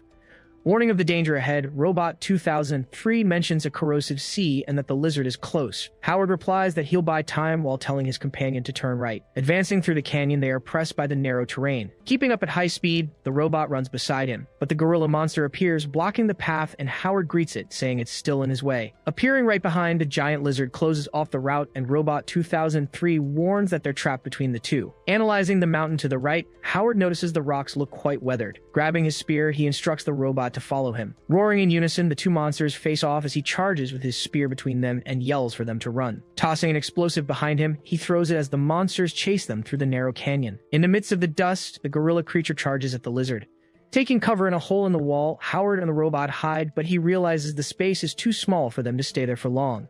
Outside, the battle between the two monsters rages on. Bracing itself on the ground, the lizard faces its opponent. Throwing sand at the lizard, the gorilla then strikes it hard. From his hiding spot, Howard watches the fight and concludes that the gorilla seems to be superior. Launching a direct attack, the lizard hits the gorilla's chest, making it roar. Falling to its knees, the creature releases a substance onto the ground. Approaching its fallen opponent, the lizard advances with a predatory stance. Taking advantage of the distraction, Howard attacks the lizard with his spear, but the blow is blocked. With the weapon's tip damaged, he hurls it towards the creature's open mouth. Realizing the attack wasn't strong enough, he readies the weapon in another way. Concentrating, he prepares a new attack. Launching a projectile, Howard watches it connect with another in midair. The weapon hits the lizard's head and enters its mouth. With an internal explosion, the creature is neutralized and falls to the ground. Debris from the explosion flies past him, and Robot 2003 congratulates him on the victory. Lamenting the outcome, he comments that despite his skill, all he got from the fight was sweat. Suddenly calling out to him, Robot 2003 asks what's happening. Inside the incubator, the egg begins to move and crack. Announcing the news, the small machine reports that the egg in the incubator is about to hatch. A storm is forming in the sky, growing larger as lightning tears through the clouds. Howard asks Robot 2003 what kind of weather this is because nothing feels right. The robot identifies the phenomenon as the annual farmer typhoon, which will bring acid rain and sandstorms for the next 48 hours. The robot warns him that the disaster will arrive in 10 minutes, so Howard decides to use his last grenade to blast open a cave for shelter. Howard asks his companion if he heard a familiar beeping sound, but the robot replies that it can't hear anything over the strong wind. Meanwhile, the egg finally cracks open, and Robot 2003 celebrates that its dream of rebuilding the shelter is about to come true. But the beeping sound around Howard grows louder. Convinced he's heard it before, Howard knows the sound is a warning of danger. He recognizes the noise, associating it with the countdown timers from shooter games. Turning around, Howard realizes the beeping is coming from the fallen creature. The sacs on the monster's body pulse, intermittently vibrating nonstop. Swelling aggressively, they fire a projectile, forcing Howard to dodge as Robot 2003 is thrown aside. After that, the sacs explode violently. The creature is defeated, and the impact hurls Howard into a pool of liquid. The substance burns his skin as birds begin to land on the canyon floor. Using an item, he staggers as a swarm of birds surrounds him. He falls to the ground, parts of his equipment scattering alongside an energy flask. He then runs as fast as he can while the birds strike him from behind. Kicking the energy flask hard, he makes a desperate attempt to escape. The flask collides with the rock wall, shattering on impact. It then explodes, the gem blasting a hole in the mountainside. The explosion creates an opening in the rock face. A new passage is formed, revealing a cave entrance that offers a chance of survival. Running toward the shelter, he just needs one more second, but claws reach him from behind and his injured body collapses to the ground. Attacked by the birds as he tries to move, he realizes his mistake only made things worse. Regretting that he wasn't smarter, he believes his time has come. The next moment, a giant bird charges at Howard, but Robot 2003 pulls him away and tells him to hang on. The small machine fires a projectile in response, as Howard, being dragged, yells for it to get away. Dragging his companion into the cave, the robot positions itself to block the entrance. Lying on the ground, Howard tells the robot to forget it, that he can't go on. Insisting he will survive, Robot 2003 assures him that it will take care of him. The small machine moves through the cave, approaching its injured companion. Howard says the robot should leave, adding he's happy to see it survive with the chick. Refusing to leave, the machine reaffirms that he is its family. Howard asks the robot to abandon its programmed script, saying the journey is over and any attempt to prolong it will only bring suffering. Urging it to go, Howard states that birds aren't interested in metal and that it's time to face reality. Suddenly, a bird attacks the robot at the cave entrance. Blocking the attack, the robot declares it can offer safety. As it's hit repeatedly, it promises to offer loyalty. Watched in silence by Howard, the robot offers warmth. Even under the constant blows, Robot 2003 offers light and the cure for everything. In a flashback, Howard is seen fixing the robot, saying that home is a paradise where one finds safety, loyalty, light, and healing. Injured, he begs the robot not to do this. With one blow, the giant bird strikes the small robot's head. The bird's beak glows as Howard watches the scene. The blow damages Robot 2003's chest, causing it to emit smoke and leak fluid. Its head makes a metallic hissing sound in the air. Floating moments later, the robot states that humans can lie, but it cannot, as Howard begs it to stop. Promising a place cleaner than paradise, it asks its companion not to leave. Showing the shelter in a vision, the robot's voice says it has cleaned everything perfectly and asks if anyone wants to take a look, or if anyone is there. Back in the present, the birds attack the robot. Engulfed in smoke and fire, the small robot suffers while Howard begs it not to do this. Trembling under the impacts, the machine reacts as a voice says no. On the sixth day, the sun hangs over the desolate landscape. Stretched out on the ground amidst the dust, a body lies motionless. Lying on his back, Howard wonders if this is the end of the world. Tied to his arm, the damaged Robot 2003 explains that the sandstorm drove away the scavengers and that its radar is still working to guide them back. As he's being dragged, he asks if he's paralyzed, but the machine reassures him, saying it's the effect of the injections. Promising to fix it as soon as he can move again, Howard tries to stay calm. Suddenly, the robot's wheel gets stuck, and its frame begins to break apart as it's dragged. Soon after, the small machine's body is destroyed in an explosion. His components scatter across the ground, mixing with the dust. Asking Howard to tell it how he will remodel the shelter, the burning robot says it wants to hear now. Taking a deep breath, Howard closes his eyes for a moment. Finally agreeing, he tells the machine to listen carefully. Describing a path of mud and cement, Howard explains that it will lead to the shelter. Continuing his vision, he talks about planting tall, straight poplar trees along the road. Planning ahead, he imagines an open field on the left to grow wheat, soybeans, and corn. Following his plan, he says he will plant rapeseed flowers on the right side of the road, which will bloom in the spring. Down the dirt road, a light appears, shining on the horizon. He says he'll have a large acacia tree there, explaining that he'll be able to see it every time he leaves. He recalls when he was lost and confused, thinking of times like being rejected for a job because he lacked experience or a good degree. Remembering when he didn't know where to go, he pictures himself running in the rain to catch a bus that had already left. A taxi driver informs him that it was the last bus and offers him a ride. He politely declines, saying he'd rather walk as he clutches a coin. Stopping in the rain at that moment, he would simply turn back. Imagining the tree, he believes it would always be there for him, just like when he started his journey. In flames, the robot comments that it's a lovely tree and that with it, humans will no longer get lost. Agreeing, Howard admits he's been lost for a long time. Warning that it has detected a barrier before the shelter, Robot 2003 continues to operate. Stating that it arrived at this place clean, it declares that it will leave clean too. Continuing, the small machine says, as long as it keeps the place cleaner than paradise. It interrupts itself, stopping as it reads a sign warning of danger and indicating a detour. Screaming for Robot 2003 not to go there, Howard watches as its wheel hits something on the ground. Calling him by name, the small machine speaks from amidst the flames. Exploding moments later, a shockwave hurls him away. Falling face down on the ground, he coughs with difficulty. Robot debris rains down from the sky, and a piece with its serial number lands in the dust. Lying next to the fragments, he wonders why the world has to be so cruel to him. A hand reaches across the ground for a circular object, but another hand, quicker, snatches the object first. Running with the item, Jiangxia moves forward as Howard watches her from the ground. Muttering the name Sharon Yang, he tries to call out to her. And as she runs away, he shouts her name again. On the 8th day, Howard's hand rests on a sheet. Suddenly sitting up, he gets out of bed. Walking to the sink, Howard drinks a glass of water. A memory flashes in his mind. Jiangxia running with the object. It unnerves him. He throws the door open, shouting Sharon Yang's name. Running down the hall, he demands to know where she is. He storms forward, demanding to know why she deceived him. In another room, Jiangxia prepares to use a tool. Finally finding her, Howard appears before her. As he watches, Robot 2003's system initiates a reboot. Memory system recovering. Robot 2003 appears to be fixed. The machine calls out his name, making its presence known. Wondering how it's possible, Howard stares at Jiangxia as she expresses disbelief, saying she thought the robot had been destroyed. She explains that the metal ring is the central controller, so the robot can be repaired as long as it's intact. Robot 2003 excitedly celebrates having hands, being clean, and having all new parts. The machine shows off, announcing that a cooking system has been installed in its head. It demonstrates the improvements, revealing that a fighting system with an activated heat conductor has been placed in its arms. Celebrating having chips for both cooking and fighting, the robot asks if it's become an elite model. Analyzing the entire robot, Howard marvels at how quickly the work was done. Jiangxia reminds him that she said the robot could be upgraded, then criticizes him for choosing scrap metal instead of the frames available in the maintenance room. Accusing him of not wanting to learn anything, she claims he takes his frustration out on her. Howard defends himself, saying she had mentioned the robot could be damaged in the process. She retorts that scientific tests don't guarantee success. She calls him reckless, saying if she hadn't fixed the robot, the situation would have become dangerous for her. Denying the accusation, he tries to respond, but Jiangxia says they need to talk later because she's too tired. Jiangxia justifies her actions, stating that he was gone for days and she needed to protect herself. She asks how he triggered the traps if he left a note. Howard accuses Jiangxia of getting sentimental when they talk about science, complaining that she leaves him alone whenever he wants to make a plan.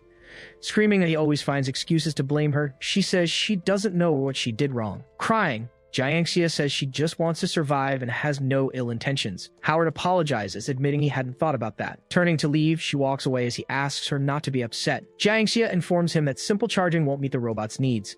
Only the power core will work, but he has to get it himself. Confused, Howard decides he needs to change his attitude. He can't seem to handle an NPC who's good at arguing. As she walks away, she ties up her hair, noting that he's stubborn and can't stand it when others are tough on him. Deciding to play his game, Jiangxia resolves to back down at the right moment, considering the situation a draw. Howard tells Robot 2003 that with his family back, he has regained his confidence. The machine asks if he can still fight after being damaged by a corrosive substance. Howard explains that he can move normally, but admits his hands won't stop shaking, which keeps him from throwing projectiles. The robot instructs him to stand still, saying it will fight for him using its fighting chip abilities, which give it a score of 300. Questioning the reliability of that score, Howard mentions that his is only 90. The machine explains that the standard fighting robot chip was passed down from 400 years ago and offers to show him what it can do. Listing skills like boxing, judo, karate, and various martial arts styles, the robot claims that humans have even higher fighting scores. Stunned by this revelation, Howard tries to wrap his head around the absurd difference.